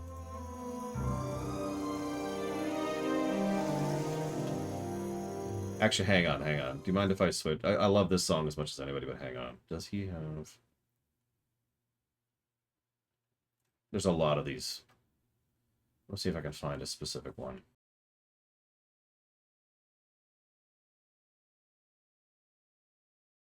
It is Scion. It's one of the reasons I had to uninstall everything else very quickly.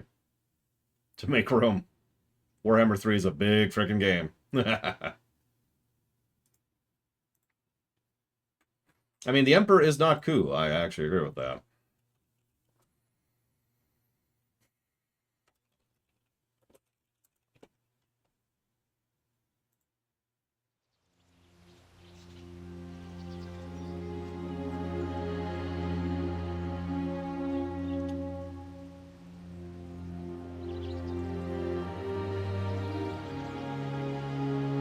Chat again for a second while I do this little tidbit.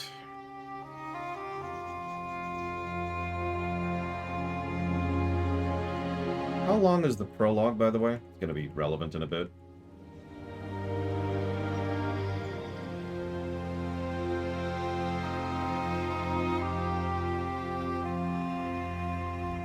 A couple hours. Don't think we could finish it then.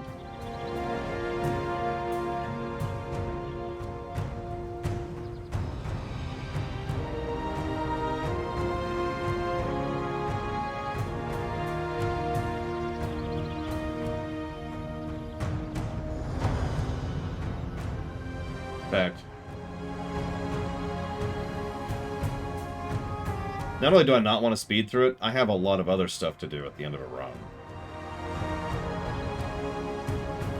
I should probably just cut off. I should probably just go ahead and say we'll do Warhammer 3 tomorrow. It's getting a little later than I thought. I should have just... So I had the thought, during the second to last mission, to just cheat. And just smash through the last two missions quickly, so we could get some Warhammer 3 in today. I was like, no, Lore. No, cheating's bad. You should slog through and appreciate just how terrible they are. And maybe that led to a more accurate review, but unfortunately that means that now it's much later than it should have been, and I apologize for that. Time is always a zero-sum game.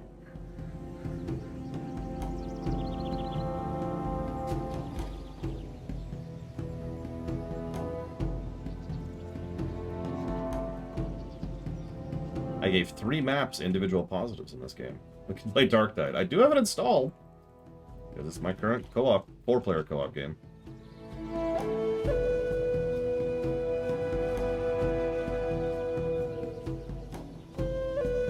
I'm still working on that, Talia said. The hard part isn't stopping time. That's easy. The hard part is then being able to do anything while time is stopped.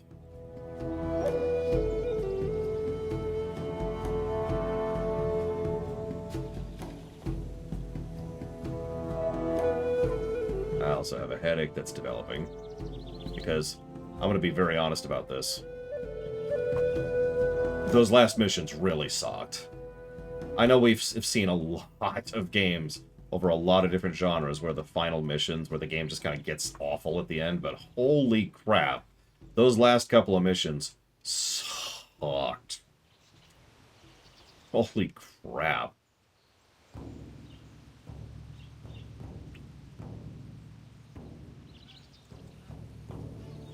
Witchcraft Heresy Mutation!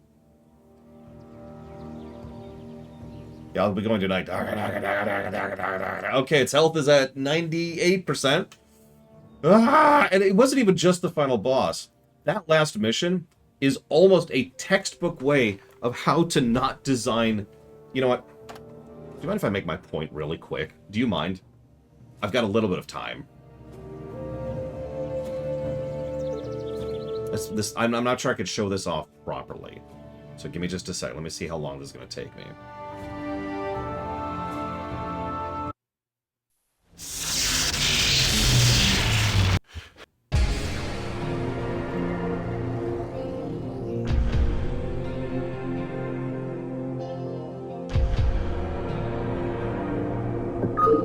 Whoop. Hang on. Hang on.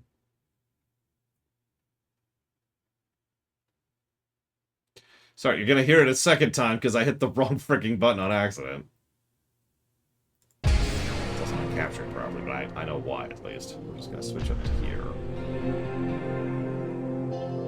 There you go. There you are.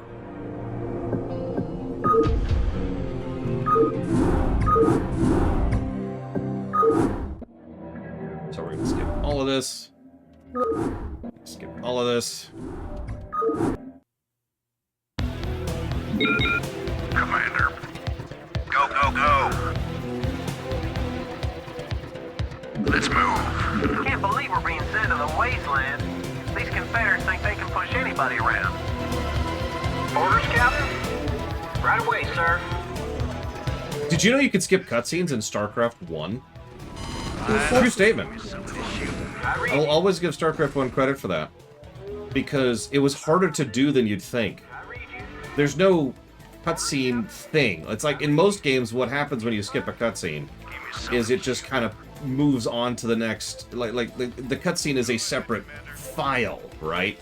But there's no file. There's no video that's playing in an RTS. So what they had to do was they had to actually design a specific trigger that says.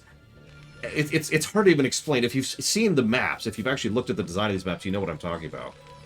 And Alt-Tab, holy crap.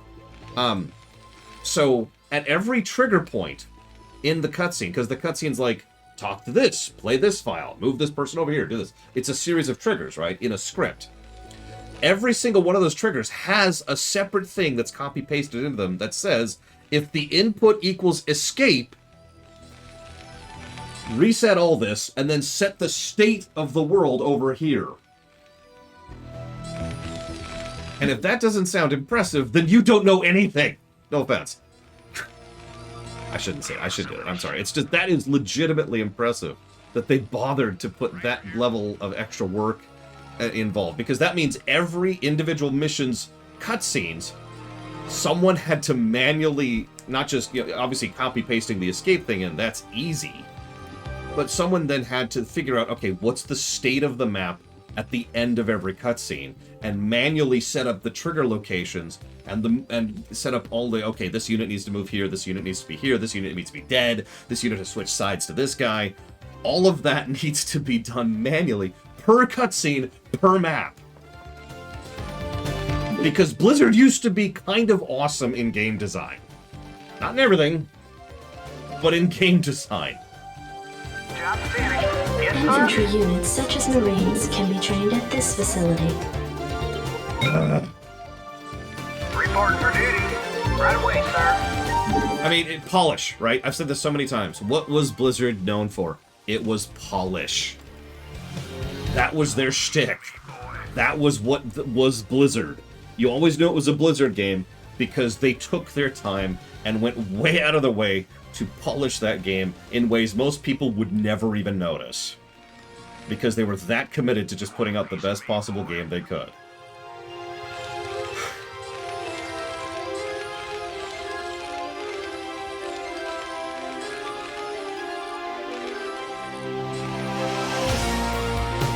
I'm out of water here.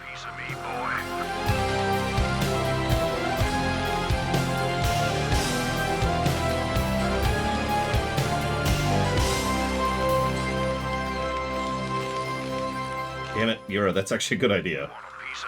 Give me a minute. I have to show this up. This is important.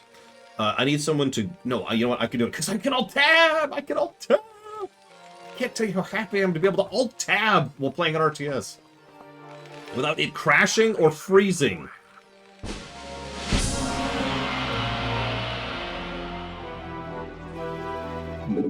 have the power.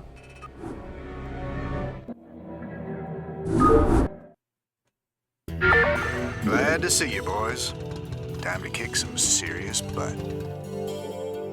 It's the little things. Okay. So we're gonna go ahead and hang on.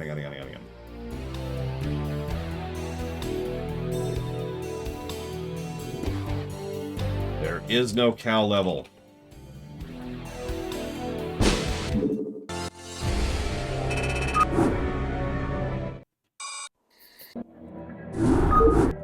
Speed running this. Oh no, we have to defend the line. You ought to send an SCV out here to repair it. You fix my butt.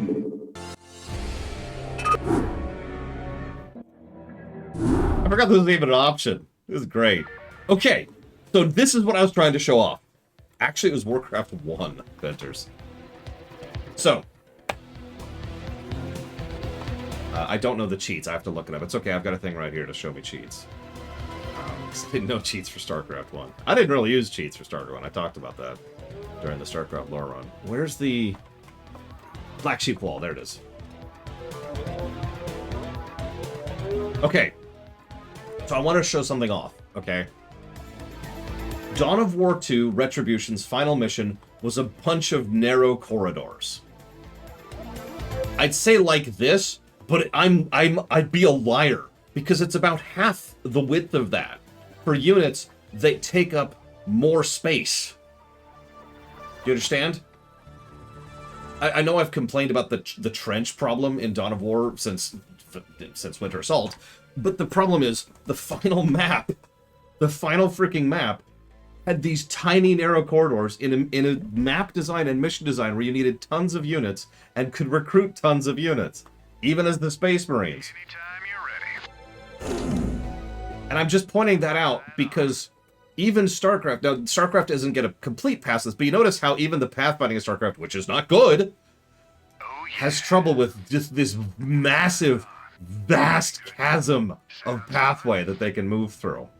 Because some of you may know this map and you may recognize these spots right here. These stupid staircases, and I'm going to demonstrate this, are like the entire Dawn of War 2 final map. As soon as I kill these people. Give me a second. Wait, let's stim up. Oh, yeah. Oh, yeah. Drug it up. Oh, yeah. Okay, so. Now that was... God, even this was actually less of a pain than vanilla. Because you look how quickly they go up and down this. Now, granted, they're on drugs right now. But imagine if, like, every single inch of the map, other than the final boss arena, is these stupid staircases and constantly trying to move them back. Hang on, just hang on. Hang on. Okay, now go. Now we have to keep going because the entire map is just these freaking staircases. And yeah, the Goliaths barely move through them. They have to do this, going up the stairs, in order to make it up.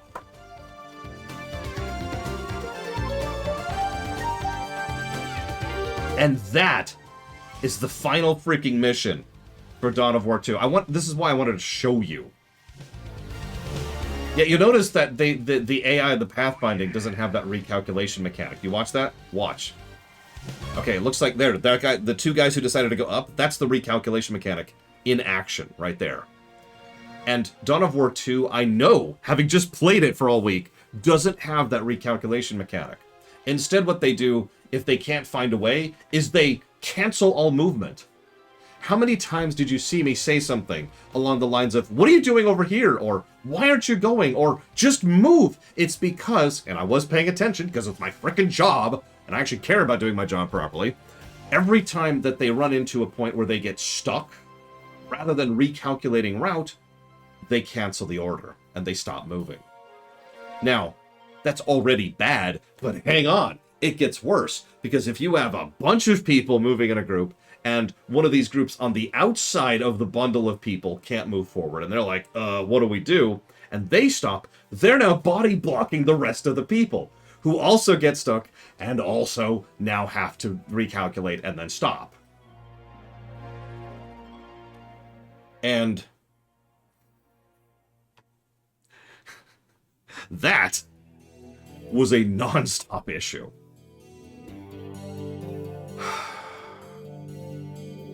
Also true, Kira White Noise. And by the way, in case people are wondering what's going on here. Whoa, that's weird. Where's my options?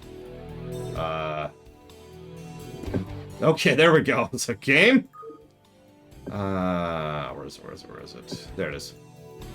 Just for you. There's Jimmy. There's Jimmy boy. Is that better?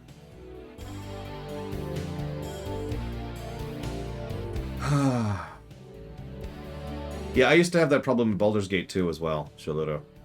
Where I'd get my group, I'd select my group, move them to the thing, you must gather your party before venturing forth. And I'd be confused, and then I'd have to peruse the map to find where the guy was who stopped moving towards the exit. That was such a terrible idea. Anyways. Point being, I wanted to demonstrate, I wanted to show my work on why that map goddamn sucked. I don't want to be an internet critic. You know, I don't want someone to look at me and say, oh, he's not really caring. He's not really paying attention. He's not really giving it a fair shake. No, I gave it a fair shake. That's the problem.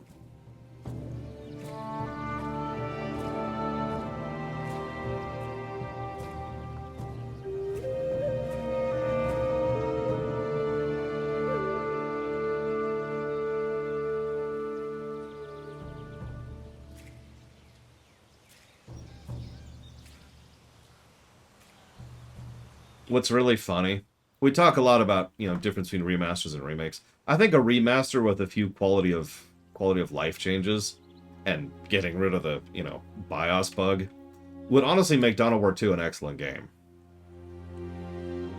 It would require, it wouldn't be easy. I'm not trying to say it would be easy, because it wouldn't be easy. It would require actually going into the code and polishing up a few things, changing how the HUD design works, changing how some of the controls work, and changing how the pathfinding works. Yeah, giving some more options for changing how the map design works, or maybe actually adding some proper difficulty options or something. But a proper remaster? That sounds awesome to me. Frankly, same thing with Dawn of War 1, while we're on the subject. The only Dawn of War 1 game that I think would need fundamentally different stuff, like actually a remake territory, is Soulstorm. And I think we can give that one a pass if we get a proper remaster of the first three.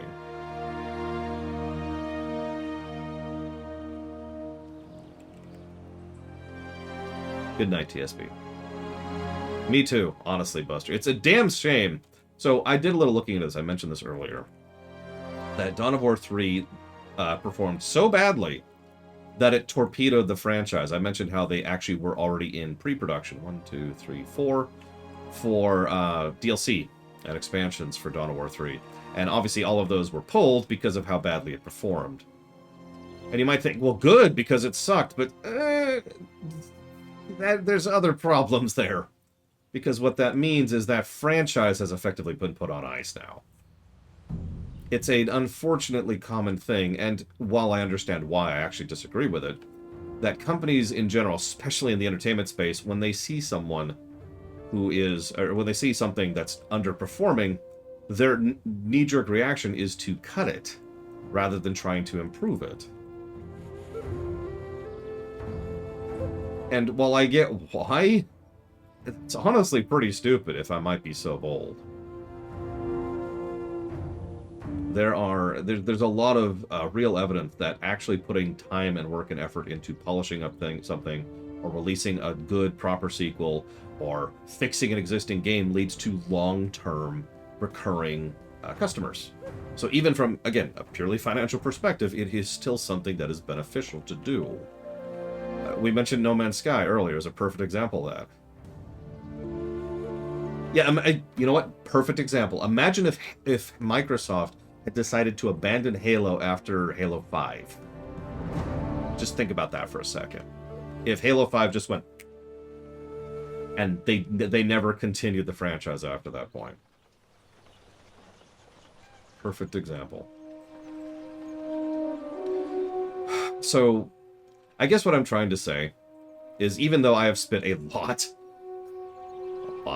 of venom at the Dawn of War series over the last 2 weeks, none of that is coming from a point of maliciousness or genuine hatred, right? Like, I have enjoyed quite a bit of this last 2 weeks. It's been a thing.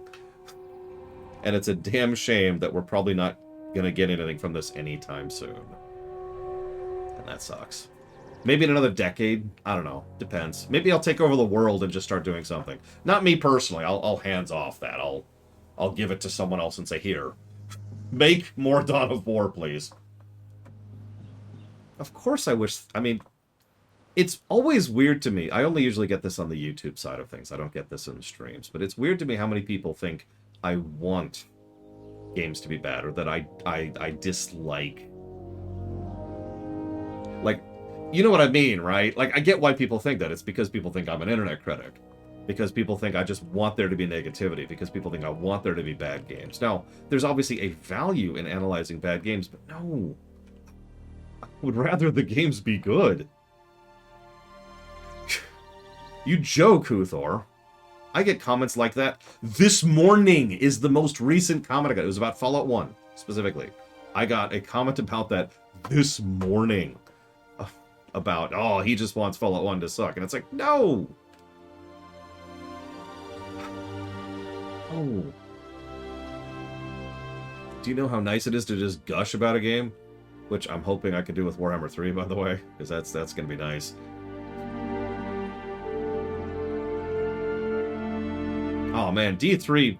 Someone do me a favor. Look up how long the D3 stream was. I put it in the actual review document, not the sheet. But I want to make a point here.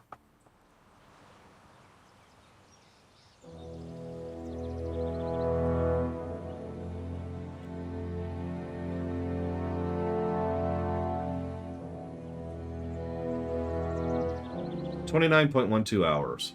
Now that's above average for me, relatively speaking, in terms of game length. But those 30 hours just flew by for me. It was just, yeah, the whole time. And oh, that was awesome. And I should probably mention, I gave Diablo 3 50 total negatives across the story and gameplay access. 50.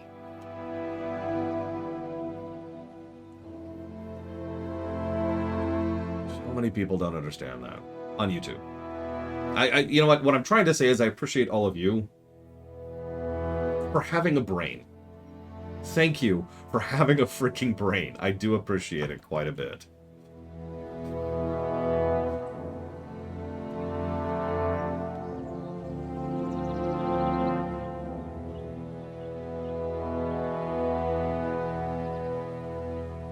Oh, I know, Papa Neeks.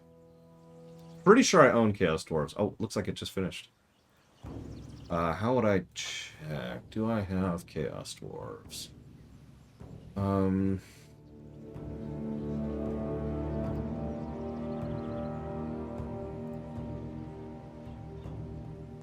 Forge of the Chaos Dwarves, right? Is that it? Yes, Saffron. See you around, Justin.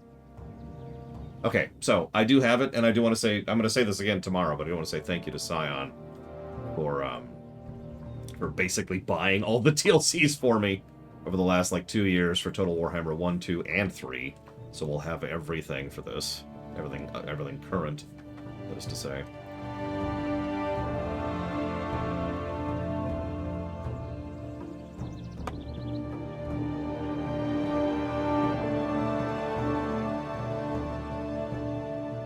LC?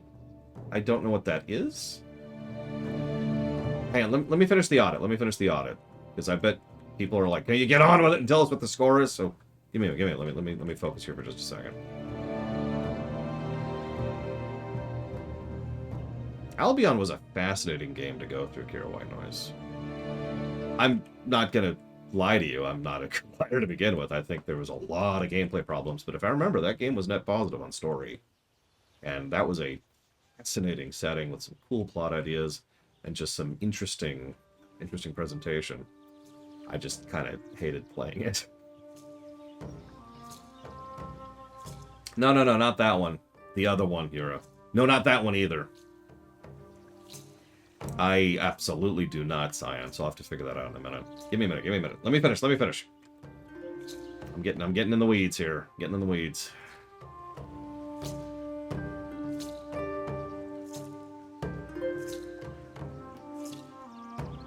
System Shock 1... Actually, this is going to sound weird. I like System Shock 1 more than I thought I would. And I'm pretty sure that was a relatively low score. I don't remember if it was net negative. But I still enjoyed that much more than I thought I would.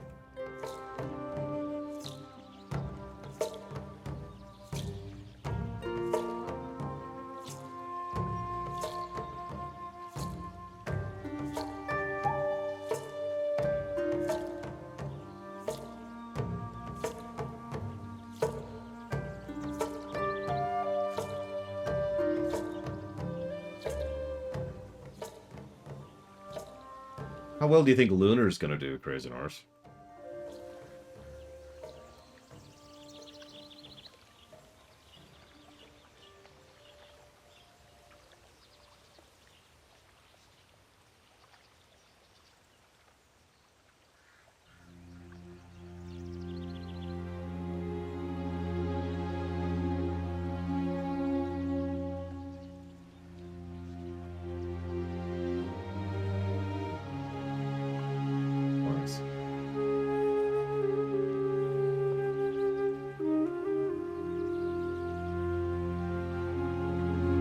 Do the audits.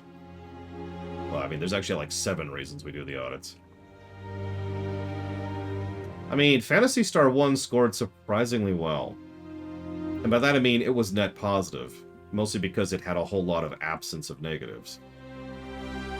Which some people think is bad, but no, actually, a game that has relatively few negatives, but a few positives may be a bit absent, but that is still overall a good thing, right? It's just, it's old, or it's... doesn't have, like, Final Fantasy 1, to use the counter example, or not counter, the equivalent example, is an example of a game where it's going to be net positive, not because it's that good, but because it's not that bad. I'm very curious how the early Zeldas are going to score when we get there for the Zelda block. By the way, do we have any Tears of the Kingdom hype in chat, just out of curiosity? No reason, I'm just wondering.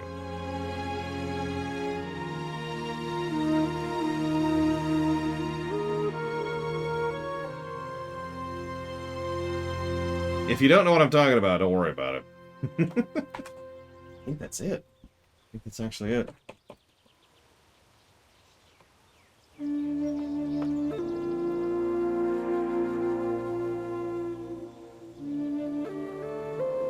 Wow.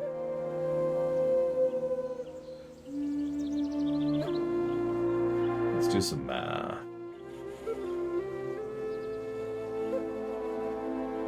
Now, while I'm going through these calculations, regardless of the guessing game, right now, do you think Dawn of War 2 will golden number score higher or lower than Dawn of War 1? I'm pretty sure I know the answer right now, but I'm curious what you think.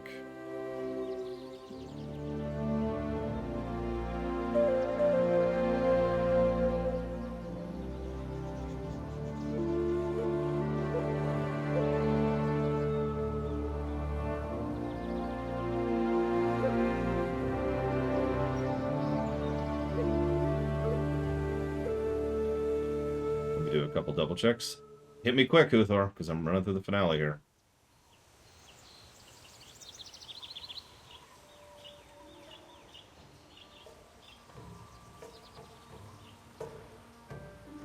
What is this? Oh. I hope I don't get copy wrong for this. If I get copy wrong for this, I'm blaming you, Uthor. Race the sound of its tone. We'll thunder and feast on any man, any beast. Doesn't matter, we'll snack on their moan. The stragglers we didn't consume are dropped in our sacrifice too. They scream and they run, but that's part of the fun, as the ogres are coming to get ya! Jumping on knees, feeding our nuts, we are swimming in trees, tearing, chewing, we kill for the more, the power and runs what we for.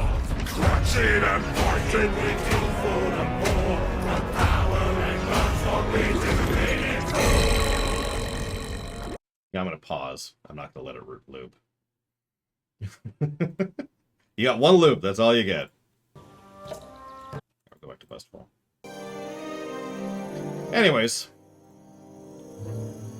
Where's the genre sheet? There it is. Come on.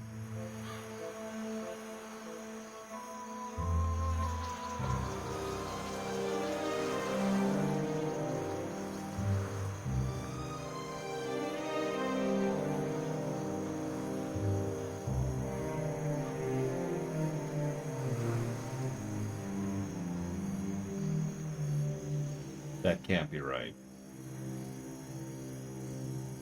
That can't be right.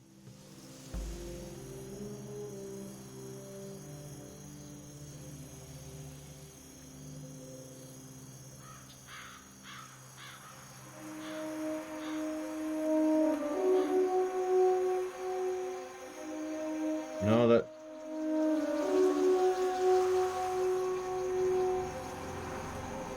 Hang on. Hang on.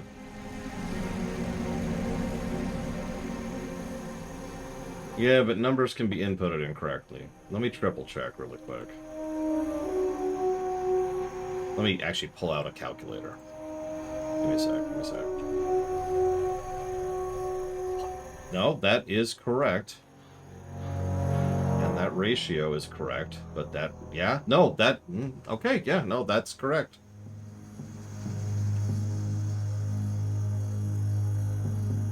Dawn of War 2. Let's do some immediate comparisons here. So, Dawn of War 1 had a net plus 34 to story, which is honestly really good. It's actually the best story score for any RTS we've covered to date. Now, it should be mentioned, because that probably sounds really high, that's counting for all expansions, because that's how we do things, right? So by virtue of being Dawn of War 1, Winter Assault, Dark Crusade, and Soulstorm, that's why the story score is so high. I mention that because Dawn of War 1 Vanilla, for example, is not higher than Homeworld Cataclysm. Okay, just giving you a bit of perspective there. Anyway, so that was Dawn of War 1's story score. 34, plus 34 to story. Dawn of War 2's plus to story is 15, which is a lot more reasonable and honestly kind of what you'd expect for this. That's still a very respectable RTS story score. The density of Dawn of War was much higher at 0.84 positives per hour, whereas Dawn of War 2 got 0.52 per hour. The ratio was also better in Dawn of War 1 at 88.64%, but the ratio in Dawn of War 2 is 67.44% because there were a lot of negatives in Dawn of War 2.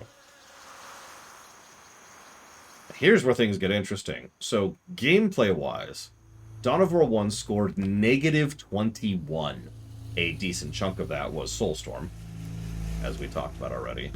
That's not great. That is the worst RTS score we've covered by a decent margin.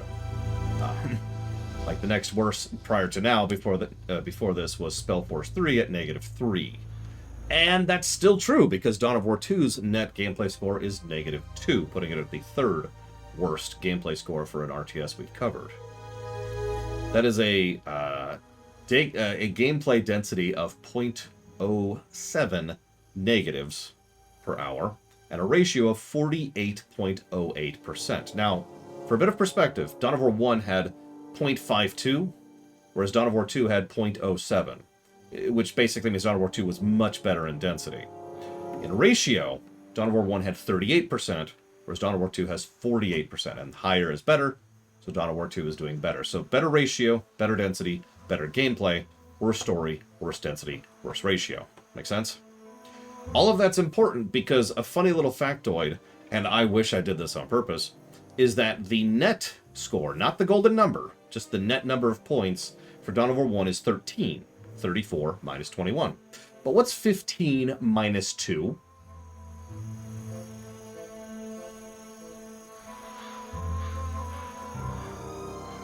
Anyways,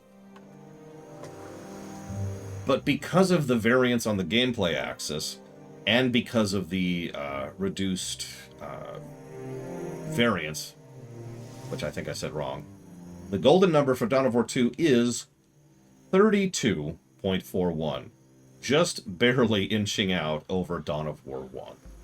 And looking back, I agree with that. Because if we look at all of Dawn of War 1, all of Von Falkenstein, there's some definite ups and downs there.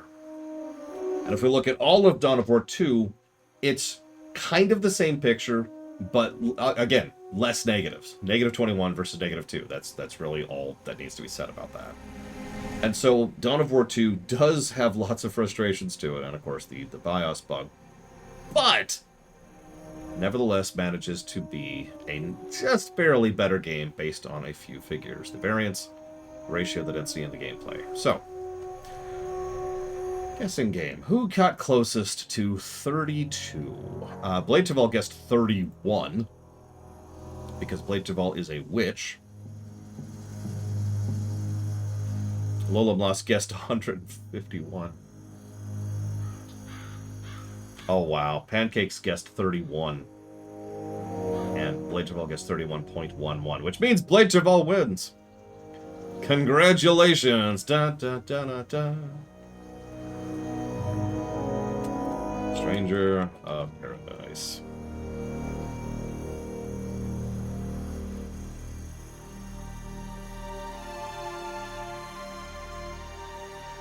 I mean, he is closer. That is the truth. That is closer. Someone actually asked this recently. I only ever go to double digits when it comes to the golden number. So there's no point to ask, to guess into the triple digits.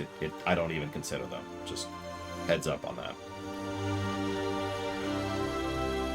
This has been an interesting couple of weeks. I hope it's been enjoyable for everybody, for all 5 of you who have stuck with me this whole time. Tomorrow, I got some stuff to do. I gotta fix my BIOS, for God's sakes.